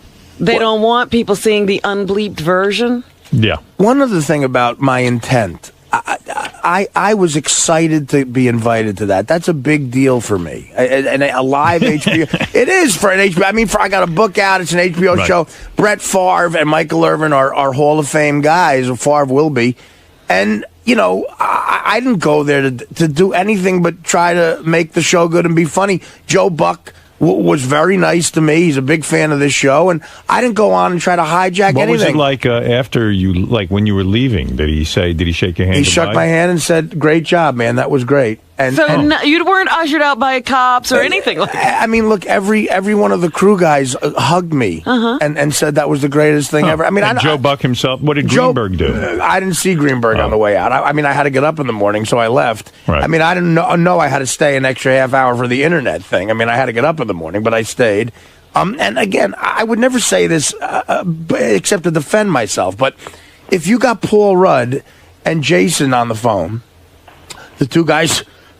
They thought it was funny. Who were with me. Yes. Paul looked at me and said, "Do you realize how amazing what you just did was?" Well, maybe we'll try to get this out going. We'll try to call Paul Rudd. I believe Artie. I don't think I need to call Paul Rudd. You don't? I believe I would like to hear everybody's take on this. You need to hear it all. Marianne, why don't we have everyone in the world call it? Marianne from Brooklyn, you're on the air. Artie, don't you have anything better to do than call a lame radio show? What do you mean? He's promoting a book. He's calling Mike and all these shows. No, he called Mad Dog because Mad Dog to promote his book. Tim asked him to do it. Oh, but Howard, can I ask you something? Do you think that Artie using your name like Howard said it throughout this whole thing, are you upset about that, or it doesn't really matter to you? No, Artie works with me, and he's quoting things that I said. I said I thought it was funny. No, I'm talking about on the shows, like he says, Artie's my boss, and Howard's my boss, and I'm only going to listen to Howard, and I only listen to the great Howard. That's what he keeps saying, almost like you're his father figure, and he's got to put it out there like you have to protect him. No, I think it's a way of him saying that he works with me and respects my opinion. Well, that's nice. I have to say one more thing. It's not such a big deal, Artie. Life goes on, you know what? And you should just chill out because you're trying to be in, rehab and stuff. So everybody does have a life, so we should all move on. Love you, Howard. All right, Marianne. I am chill. I'm very calm. This is. I read a lot in the internet and stuff, and it seems like that man you're talking about, he said that he really wanted to kick you off, but because he promoted it so much, he wasn't going to do that, and that you were supposed to give energy and not that kind of raunchy, crazy behavior, because I think the reason... All right, very interesting. David, go ahead. You're on in Toronto. I just want to tell Artie, he's like a road that's been paved twice. Retard. You are less Italian than you are funny. I think you should concentrate on that. And the title of your new book, if you understand Italian, should be Chabot. It means fat little fuck. Well, I'm an Artie fan. I don't understand what he sounds more said. like... I think this is Mr. Greenberg on the phone.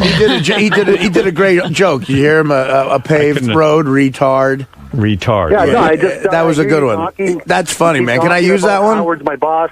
Yeah, you right. You can use that one. Thanks, buddy. You can use that one, and maybe you'll get a laugh. Right. I never get laughs. People laugh because I never get laughs. Doesn't mean you're funny. Oh, okay. What would mean you're funny? People not laughing? No, it would mean people laughing because you said something that was actually humorous, not belligerent.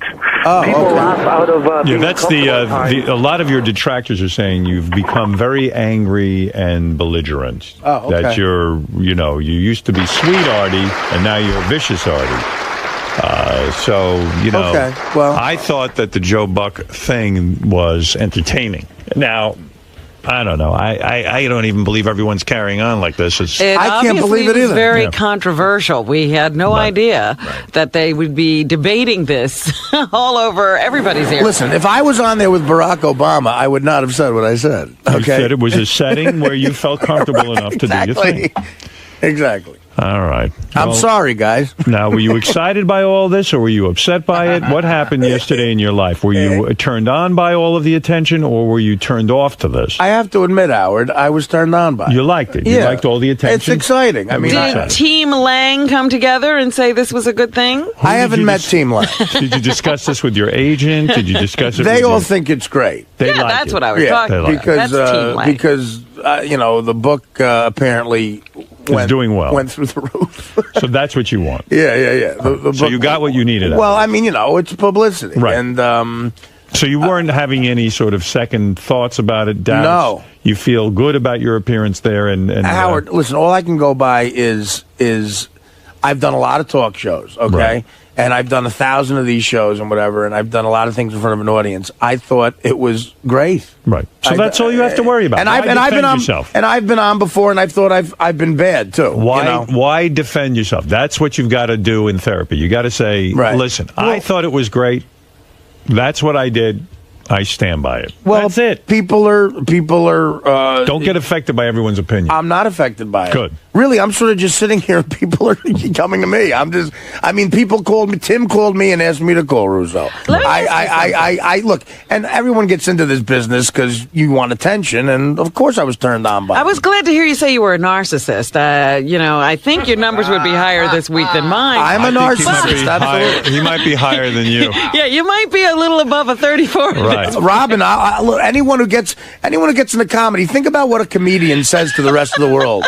Look, guys, I don't only think I'm interesting and funny. I think people will pay to fucking hear me. I mean, of course I'm a narcissist. But I was going to ask you something. You would never go to your therapist to evaluate a performance, would you?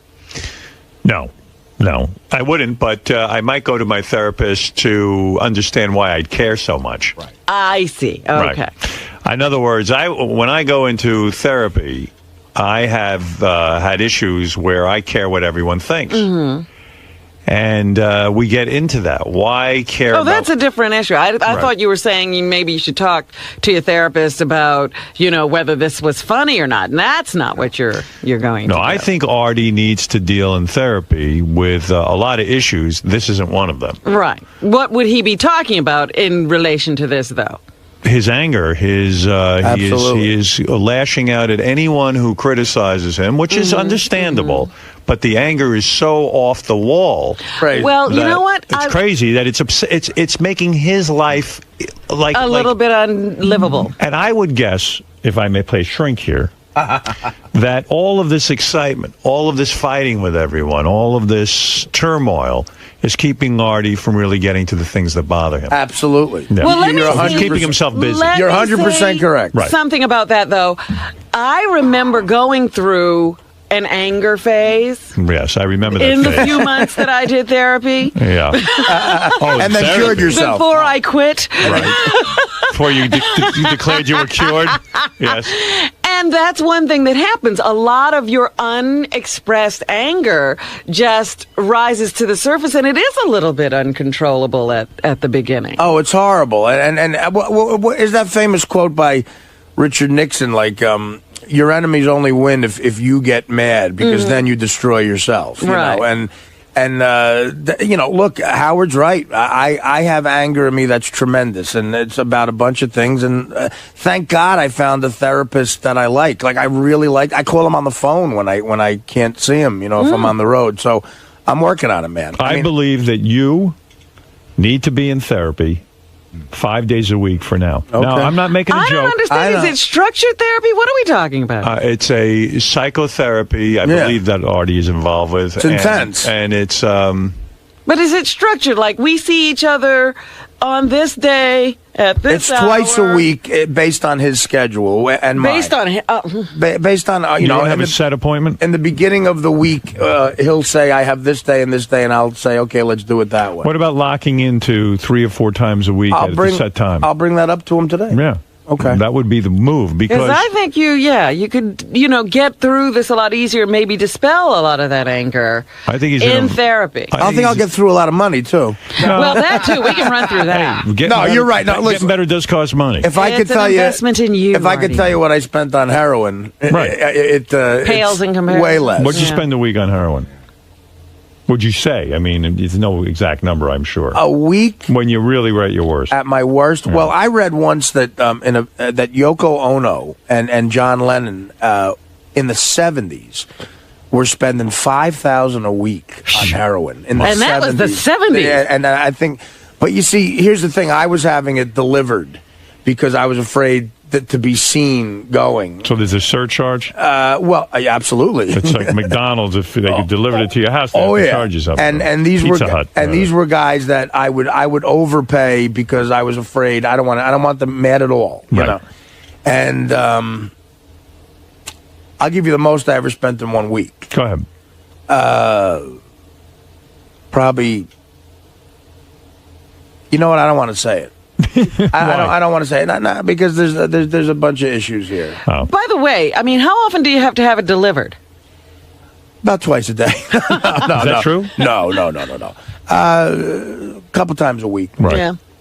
How long does the delivery person hang out? Do they just deliver and then leave? Like you don't have to hang with them. Hang out with them? Sometimes it gets uncomfortable. Yeah. Sometimes they use bad language. Sometimes Ross Greenberg will say, look, you're Artie's heroin dealer. If it gets boring, try to mix it up a little bit. And they completely misread them. Does the delivery person ever, once in a while, hand you the bag and then, pull it away real quick and, just fuck with you? No, they don't want to. They want the money, so, They don't want to tease you with it? That doesn't happen. You're not in any mood to pull back the money, are you? No, I'm not. So when somebody, maybe let's put it this way, see if you can answer this. When somebody's habit is bad, what generally would they spend a week? Well, here's the thing. I never 5,000 sounds incredible. I never shot it. Right. I believe John and Yoko were shooting it. You go through it way quicker. Right. So, I would say even adjusting $5,000 a week now would be a shitload of money to pay for heroin because heroin's cheap. Could you have spent $7,500 a week? No. No, not that much. He's saying he didn't go that way. He didn't go that way. It's cheaper. Well, it's like I never smoked cocaine either. Right. For some reason, I had these levels, and then I was at parties where there was times you were afraid to go that. Yeah, because I would have lived in that bottle, and I was at parties where I was handed a pipe, I just said no to that somehow because I thought that was another level. And if you smoke coke, God, the money just goes because then you just get rid of it so quick. Do you think you're insane? On some level, sure. You do. Yeah, I mean, qualified. Are you insane? Do you think you're insane? No, I don't think I'm insane. In other words, do you think you have a death wish? Oh. Which would be insanity. I think, yes, I know that. Right. I think at one time I might have, but not anymore. All right, good. All right, well, that's good to hear. Well, listen, Howard, I tried to commit suicide. Howard. Right. So are you insane? No, I think I was at one point, but I'm not. Now you're listen, I'm not trying to be wah here, but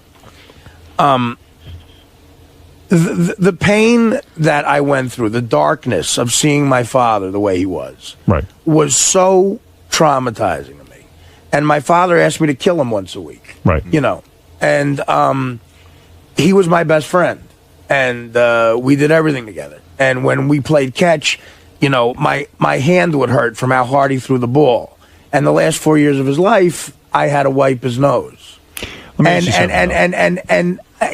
it just it really was something I couldn't get out of my head.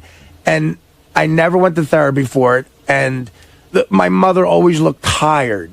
She would set her while working. Let me answer your question. Okay, go ahead. I mean, I'm just trying to answer your father. No, I hear you. Your father exhibited a lot of bad behavior. Yes. You described a story that I thought was almost too outrageous to believe that he would, install, phony cable. But never did drugs or drank or anything, which is weird. And he never gambled. It was weird. Do you think a lot of your outrageous behavior is an attempt to be like your dad? Absolutely. It is. 1,000. Because you admire him so much that all of his negative behaviors you think are good. You could not be more correct. My father would tell me stories about how he used to fool around in school and get in trouble.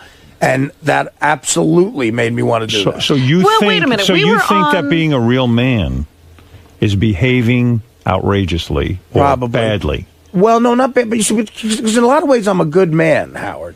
I'm not accusing you of being a bad man. You're a good-hearted guy. Yeah, but outrageous and bad behavior is manly. Sure. In a way, there is. But I'm older now. I used to think that. I realize now, of course. I mean, listen, the stuff I do on an HBO show. Forget HBO. Right, okay. I'm not talking about HBO. I'm talking about You're talking about his life. Talking about your life. I'm talking about doing outrageous things. Stuff that you don't even talk about here. I think I'm mature enough now to realize that that's wrong. But for a long time, I thought that was what a man was. Absolutely. Let me ask you something, though, because we were on the conversation about insanity. Right. And insanity is not regulatable. That's right. Okay? You can't control. That's what insanity is. That's why I asked the question, because insanity means you're insane. It means, in other words, it means you don't have a choice. The only way that you can recover from it, if you want to call it a recovery, is to be medicated. Right. You have to be controlled outside of yourself. Absolutely. So you can't say, today I'm not insane. Right. So you are if you're insane, that's it. There's no cure. I was insane yesterday. No, there isn't. That temporary insanity defense. What do you think of that? That's why I asked you if you think you're insane, because... Well, do you think I'm insane?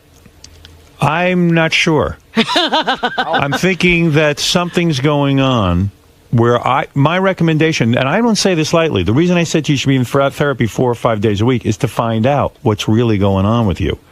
Right. You should know what's going on with you. Right. In other words, you're an older guy with the heroin and stuff. That's dangerous stuff. I mean, you're playing with fire. I understand. And I love you, and I don't want to see anything bad happen to you. I really mean that from the bottom of my heart. I know you do, Howard. So the thing is that if you are insane, let's assume you are. They can medicate you. Right. And if they medicate you, you'll have a good life. There are many people I know in my personal life who are, mentally ill. And people go shocked when you hear, mental illness. Yeah, let me hit fuzzy I don't want anything bad to happen to you. So if you are mentally ill, they should medicate you. If you're not, then you got to get to the bottom of this anger. But let me ask you something. Go ahead. Let me ask you something. Right. Because you tried to commit suicide, and that scares me. But I tried to commit suicide because I had just done coke for 3 days, and I ran out of it. And you might not be insane. I don't think I am. But taking coke for 3 days is insane. I know. But so everyone who does coke for 3 days, there's a lot of people who do that. I mean, and they're not all insane. I don't think I'm insane. I don't think I'm insane. Artie, sometimes the drug taking is an attempt at self-medicating because of course it of is. insanity. That's what I'm saying. Well, all right. That could be behind the drug use, but okay, and that's it could be. Completely I'm not a doctor. Understandable. Yeah, I don't know. I understand that, right. but I'm not on any medication right now. Right. And for a couple of weeks on the show, I really was out of my mind, ruining interviews and shit. Right. And do you feel I've made an adjustment there? No. No.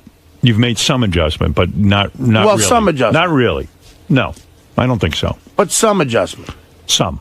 Right. So I think you're having a hard time controlling yourself. I'm going towards the. Yeah. I think you're doing better. I just think that what I'm worried about. That's on my own. So, and I'm going to keep and listen. I will keep trying to do that. There's something going on though that concerns me. That in doing your own rehab, I think you're going through a tremendous difficulty right now. You came off heroin, which I applaud you, and I think is unbelievable. I mean, an amazing feat, because anyone who understands addiction, that ain't easy. Oh, no. This is the hardest thing you're going through. It's not just the drug. And I don't think you even know inside of you how... Forget the physical addiction, the psychological addiction. That emptiness now, that void that isn't filled, has to be filled some other way. Well, it's the Charlie Parker quote. They can get it out of your blood, but they can't get it out of your brain. Right. When you're an addictive person... whatever you were taking it for, you're now subject to having to control or You're face. feeling things.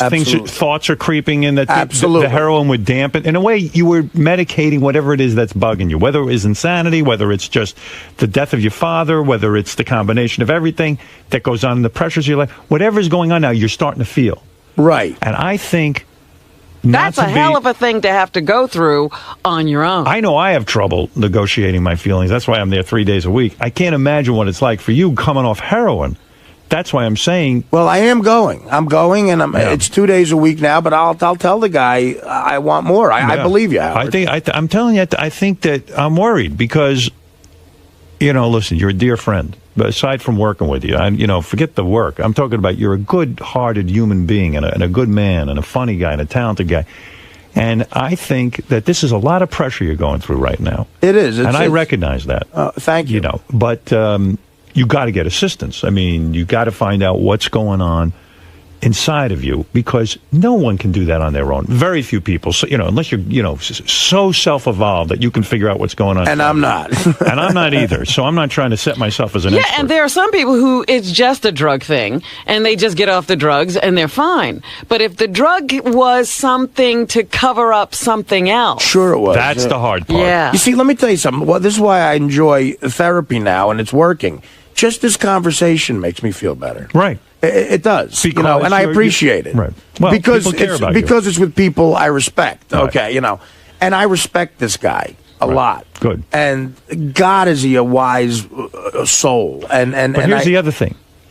You also tend to turn everybody into either they're the greatest or the worst. shittiest. All right. He's a man. I understand. He's got expertise in this area. Right. He's going to sit with you. Some days you're going to hate him. Some days you're going to love him. Right. But he knows what he's doing. I know the guy's credentials. Yes. I was involved with that. I know the guy's address. You better know what he's doing. Right. You better, because there's a lot of money going on. Yeah, But as I said when you were first talking about it, it's a commitment you have to make to go through the rough patches Yeah. and It ain't gonna be this easy. lovely honeymoon. Right, this is thing a that's honeymoon going phase. on here. I went to my psychiatrist and I said, I can't fucking stand this anymore. Uh-huh. I don't want to be here. I want to get out. And by the end of the session, I felt great. So it was like, you're always going to have those feelings you want to get away from therapy. Right. I just say, look, who the hell knows what's going on? You've had a volatile past, the horror of your father, as you point out, and who knows what else went on there. You might have blocked out a lot of shit that you don't even know really what went on. Well, I mean, I can tell you for one thing, I was never abused in any way. I don't no, mean no, that. no, I'm no, not that saying does that. nothing. I mean, I know. I'm just saying. Me neither. I mean, look at us. Who's going to abuse us? No one's attracted to it. Abuse comes in many colors. Believe me, I wish someone would have abused No, I'm me. just At saying. least I just paid attention. and anybody can formulate an opinion on what you just said. I just want to make sure I was not I'm abused. not talking about abuse. Right. I understand. And you're right. If anything, my abuse was people ignored me because of the way That I was looked. terrible for you. Right. I wish someone would have touched me inappropriately. I want to be abused. What's So wrong anyway, with me? listen. Right. This is a topic for off the air, but the fact of the matter is. So let's do it on. Let's do it on. No. What I'm saying So much is, better on. No, I appreciate even this. this episode with Joe Buck. Right. While I believe it was, television for me, anything goes. I'm not uptight. But I have a feeling even this weighs on you more heavily than you even know. Mm-hmm. That this is a lot of attention all of a sudden. It is. And there's a lot of pressure in it. Even the way, like, you're trying to convince this sports guy that you are funny. Mad Dog. Who, You're convincing a mad dog. Yeah, you're caught I'm turning into the man. You're caught up in a lot here, and there's a lot going on top of which you're running around the country promoting this book, doing stand-up. It's a crazy month. And you just got off heroin. So it's nuts. I'm saying this whole schedule sounds crazy to me. Everything about this sounds crazy to me. Right. Is what I'm saying to you. And, there's got to be time also to just sit down, relax, get in touch with your thoughts. You're right. And really focus on yourself. Yeah. I mean, I don't see that happening here. I see a lot of busyness to keep you busy, to keep you off of the heroin. Off of Artie. Yeah. Keep you away from it. Keep you off Artie, keep you off heroin, keep you off whatever the fuck it is. Right. There's a lot of running around. There's a lot of energy going on here. And I'm just, a lot of distractions is what they call it. And I hope the psychiatrist will sit with you and try and sort of say, hey, Artie, slow down. Learn to say no to a few things. Well, that's what he said. He goes, because I called him from L.A. and he's like, where are you going? Like, I told him my schedule. Right. And up until July 1st, it is crazy. And even with this show, it's like not everything has to happen at once. Like I always say to Artie, this is a long haul.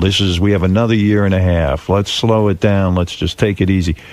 There's a lot of panic and pressure here going on. And I worry about you. And I've said this to you off the air, and I'll say it to you on the air. You're a friend, a dear friend. You're a good-hearted man. And I hope the audience doesn't forget that because, a lot of people are saying they hear Artie's anger. They hear he's vicious right now. You're a good guy. You're a good-hearted soul. And I know that about you. But I'm hoping and praying that you do take some time for yourself. Sit down. Yeah, okay. So you don't go away and do stand-up for a week, and it's going to cost you money for not doing stand-up. But who cares? I'd rather you spend the money, Right, go to a shrink, and sit there and talk about yourself, even till you're sick of talking about yourself, till you break through, until you get to understand what's going on, and let him understand who you are. Right. Because if the theory is that you're insane, good, get medicated. That's easy. That they can fix. If it's not insanity that you're doing this to Howard yourself, makes this all. Not everybody is capable of dealing with the medication either. That's right. It's not that easy. no, what I'm saying is this is a whole complicated. thing. So what Yeah. I'm saying is, I don't think Artie's insane. I don't either. But I'm saying is, go get If I was diagnosed. insane, Howard, I don't think you'd keep me here. I mean, come Oh, on. you don't know that for sure, Artie. I've seen him hire insane people. Yeah, but you know what? I'm sitting 2 feet from him every day. They Insane people couldn't aren't- keep the job. Insane people, listen. Right. I'm being dramatic for purposes on the air, but the fact of the matter is, we don't know what's going on inside of you, nor do you. You know what? You're right. I don't know what's going on inside of me. That's what's scary. I'm having somebody diagnose me and help me. And you know what? And for years, I pushed that away, and now I'm embracing it. All right, there you go. And it's a lot of credit goes to you for that, man, and I appreciate it. You found the guy, and I love the guy. Well, Artie, The as one important thing- as all of this is, Yeah, but the one thing I would like to say is, because I much like Artie, I am fascinated by people who are out of control, because he's always talking about, his hero, Keith Richards and John Belushi, and, every hero he has, Charlie Parker, they're all crazy. And they were literally insane. That's right. And I was watching that Hunter S. Thompson thing, or Thomas, whatever his name Hunter was. S. Thompson. Thompson. Fear and Loathing in Las Vegas. Well, I wasn't watching that. I was watching a documentary about him. Yeah. And the man's brilliant, but he's in pain every day of his life. And he's taking these drugs to try to get out of his own head. And eventually, it took a long time, but he eventually killed himself. And it was like, that's what I worry about with Artie, is the darkness. That's right. That severe. Well, that's why it has to be diagnosed. Well, and you can't get diagnosed in a day on something like that. So Hunter S. Thompson, I believe, blew his head off at the age of 60 because that's the exact age Hemingway did. I think he said, Hemingway blew his head off when he was 60, and that's what I'm going to do. Believe me, guys, I promise you, I'm not in that place. I'm not there. All right. I'm not That's there. good. I'm far from it, as a matter of fact. I might be annoying, but I'm happy. By the way, as important as all of this is, there's something more important to discuss. Everybody is here for the Bang My Dad update. By the way, I saw these people. This was so funny. I saw them on the street yesterday as I'm driving. The 2 daughters and the father, and he had a smile on his face. Yeah, we'll find out what happened right after this. Let's take a break. Everybody calm down. Wow, that was a rough hour, man. Well, listen, you're the toast of the town. You're the I'm man just of saying, the hour. I don't even care about that shit. I mean, I appreciate the last 10 minutes here, but I promise you, I'm doing better, and I'm working on everything really hard because I want to be alive forever now. Yeah. And I got a second chance. A doctor told me I'm lucky to be healthy. I always thought I was going to die from health issues, and he said, no, if you can control your anger and stuff and not destroy yourself, you'll be around for a long time. You might actually live. And I want to live for a long time. Well, that's good news. All right. Not to everybody on the Stern Fan Network, but I do want to live for a long time. Right. The Stern Fan Network wants everyone dead. It is weird that it's getting this much attention, though. I mean, Joe Buck, if he pretends to be upset about this, I really think it's stupid. But again, I don't want to show any anger. There was one line in that whole thing, and it happened to be the very first line, Right, that maybe Artie would take back or change it and make it a little I less... wouldn't take it back because it got a reaction. But Scott's right. It was strong, but if you take that line out, I don't think there's that much of a deal right now. Yeah, but I mean, I said the jizz line during the internet part. Well, that's internet. Maybe we're desensitized because where we were, but I tell you, we all fucking laughed. And everyone in the crowd was laughing. Yeah. I mean, did you hear me bomb? I didn't bomb. No. Yeah, Ross Greenberg did not return our phone call. Of course not. Ross Greenberg, I don't think is operating on a ton of brain power. Howard TV.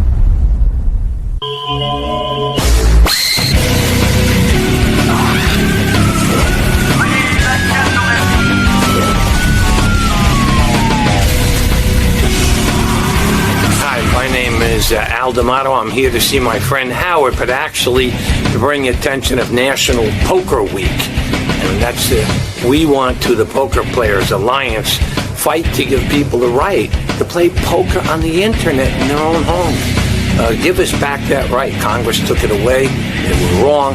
Now they should correct it. We have Senator D'Amato here. He is an old friend of the show. He's probably one of the few influential people that actually talked to us. And while he was in office. Yeah, he actually talked to us while he was United States Senator. And very few people do that. Absolutely. Senator, let me ask you, how are you, by the way?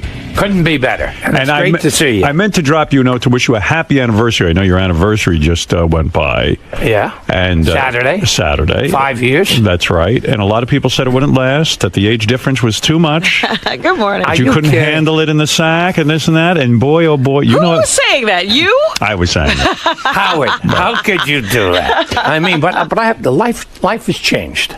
It has. Yes, and I don't believe it's as good as you say it is. I think it's better. No, it isn't. No. When did I look so good, Robin? You look great. You did look good. You lost weight. You look good. You're working out. Right. I do. And it's fun. Yeah. And you can't be possible. I would suspect that if we were off the air, go ahead, you would be a little more honest with me. That you would say that, listen, I know your age. You're an older man now. I'm going to be 72 in about 10 days, August 1st. You are not ashamed of your age. No. Oh, wait. Papa's 96. And you look good. You never had plastic 94. surgery. You've never had taken Botox or a facelift or anything like that. Nothing like that. A lot of people accuse you of that. No penis enlargements. Right. Nothing like that. You never needed that? No. But, a lot of people would look at you and say, okay, yeah, he has it all. You got the hot wife. You got the young children. You got the kids out of the way. Your older kids are how old? Oh, yeah. No, they're older than me, those kids. They are. My daughter is. I have my one daughter, Lisa, who tracked down Murphy, the poor unsuspecting Irishman. They now have 7 children, so I have 7 grandchildren with her. He has children that are older than himself. They're older than Senator D'Amato. They outage him. That's right. 14. Listen. But my question is. Go ahead. It is not fun for you to be chasing little children around the house. You don't do any of that. You've got a lifestyle where you probably... How much in hell? Are you still work a full schedule? Yeah. All right. So what time you leave the house in the morning?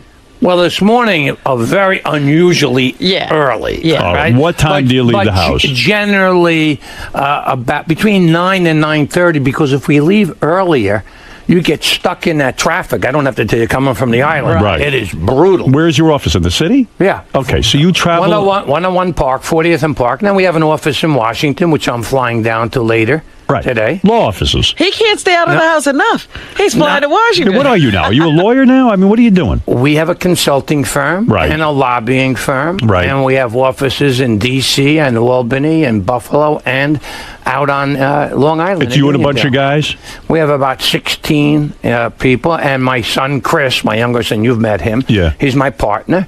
And you go into work 9:30, and you probably get home around. You probably have dinner in the city, and then you get home around what, 9 o'clock at night? I try to get home for dinner, but I have a Tuesday TV show with Mayor Koch. Right. On New York One. You're proving my point, by the way. He's never What's home. that? So you're never home. No, that's wrong. No, that's wrong. That's right. So that's the one night I'm right. I'm right. Monday nights, first of all, Mondays and Fridays, I generally, during the summer, try to take off, stay on the island. Hold on a second. How often do you go to Washington Washington once a month. Okay. I'm going down for National Poker Week. We got to get that on. Poker Week? Poker Players Alliance. You and I play poker. Well, I know. Yeah. And that I want to enlist you. I am chairman of the Poker Players Alliance.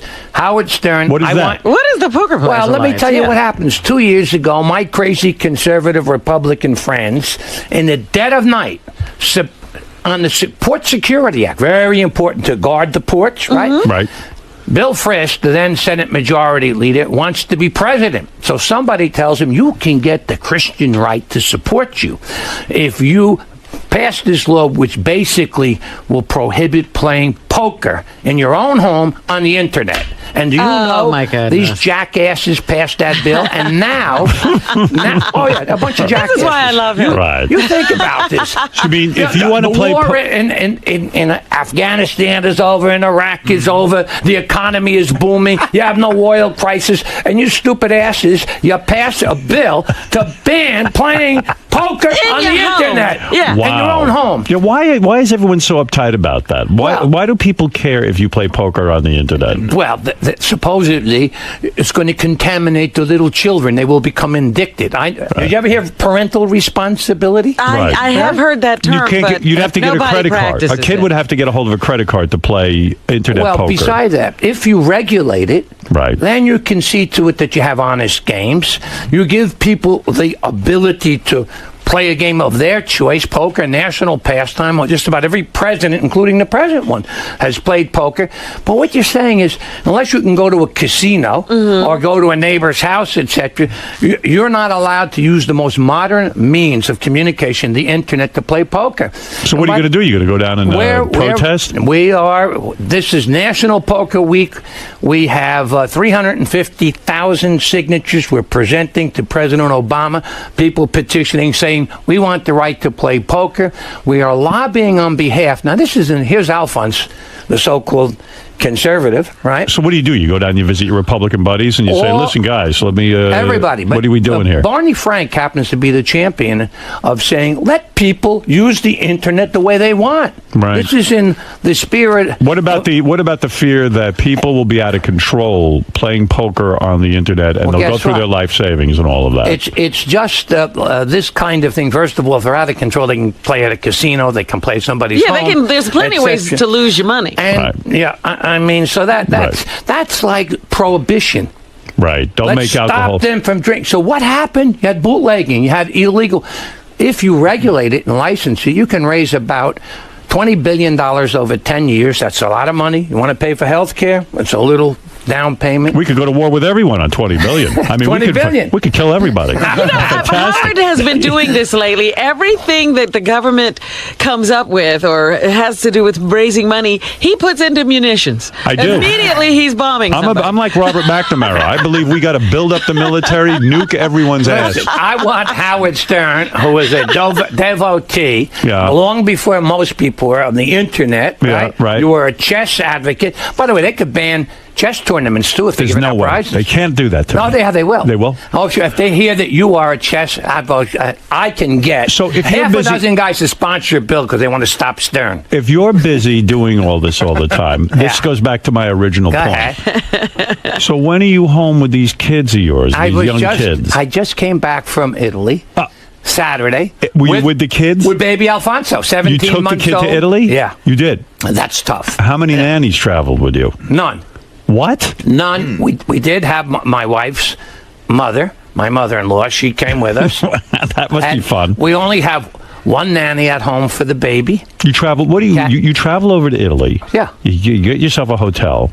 Yeah. And you're stuck in there with the young hot wife and the baby? And a little guy, and we had a van and a driver, and he would take us. We went to Tuscany, the wine country, and we went to Florence for a day, and we went to Assisi and Siena, where they have Il Palio. Did you ever see that? Yeah. I have seen that. That's beautiful. Isn't it great? I've seen pictures. Listen, I don't go anywhere. I love the United States more than even you. But I am a United States guy. Well, you appreciate home more when you go away. Anything I could see over there, I could see here. You can't see the palio over here. I see pictures. It's highly overrated. First of all, I want to recruit you to join the Poker Players Alliance, of which I am the chairman. All right, I'm in. What do you want from me? Well, I want you to tell your people. I'll do it.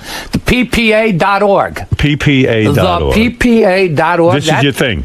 It's a great thing. And this is to He's a real poker player. He loves it. We play every Monday night up at the Castle, Ohika Castle. Yeah. You know where that is. Yeah. Right. Every Monday You're up night. there? Oh, yeah. You play? Absolutely. And they clean you out? No. Come on. Howard. Howard, you know better. Have you said, have I lost occasionally? Sure. This guy's a great poker player. I used to play with him. Yeah, we would go over to a hotel and play with our friends. Garden one of our City friends Hotel. passed out during it. Oh, yes, I remember. That was a mess. And the senator was dating a hot female doctor at the time, and she rescued the guy and the whole thing. Thank goodness. You remember that? That was unbelievable. And then we continued playing. Hey, listen. You got him out of there and continued playing. I was losing at that point. I needed to come back. Well, listen, what am I supposed to stop what a game? What you needed was a break in the game. How did you get that guy to pass out? Yeah. Somebody passing out should never stop a poker game. Can I tell you something? And sexually, the marriage is functioning well? You better believe. Are you as hot for your wife as you were 5 years ago? More so. More so? Absolutely. Even after the kids? Oh, yeah. Were you in there for the we birth? Have one, and we have Isabella. We think we're going to name her Isabella, Right. a little girl on the way in October. So Alfonso is now 17 months old. Yes. Here.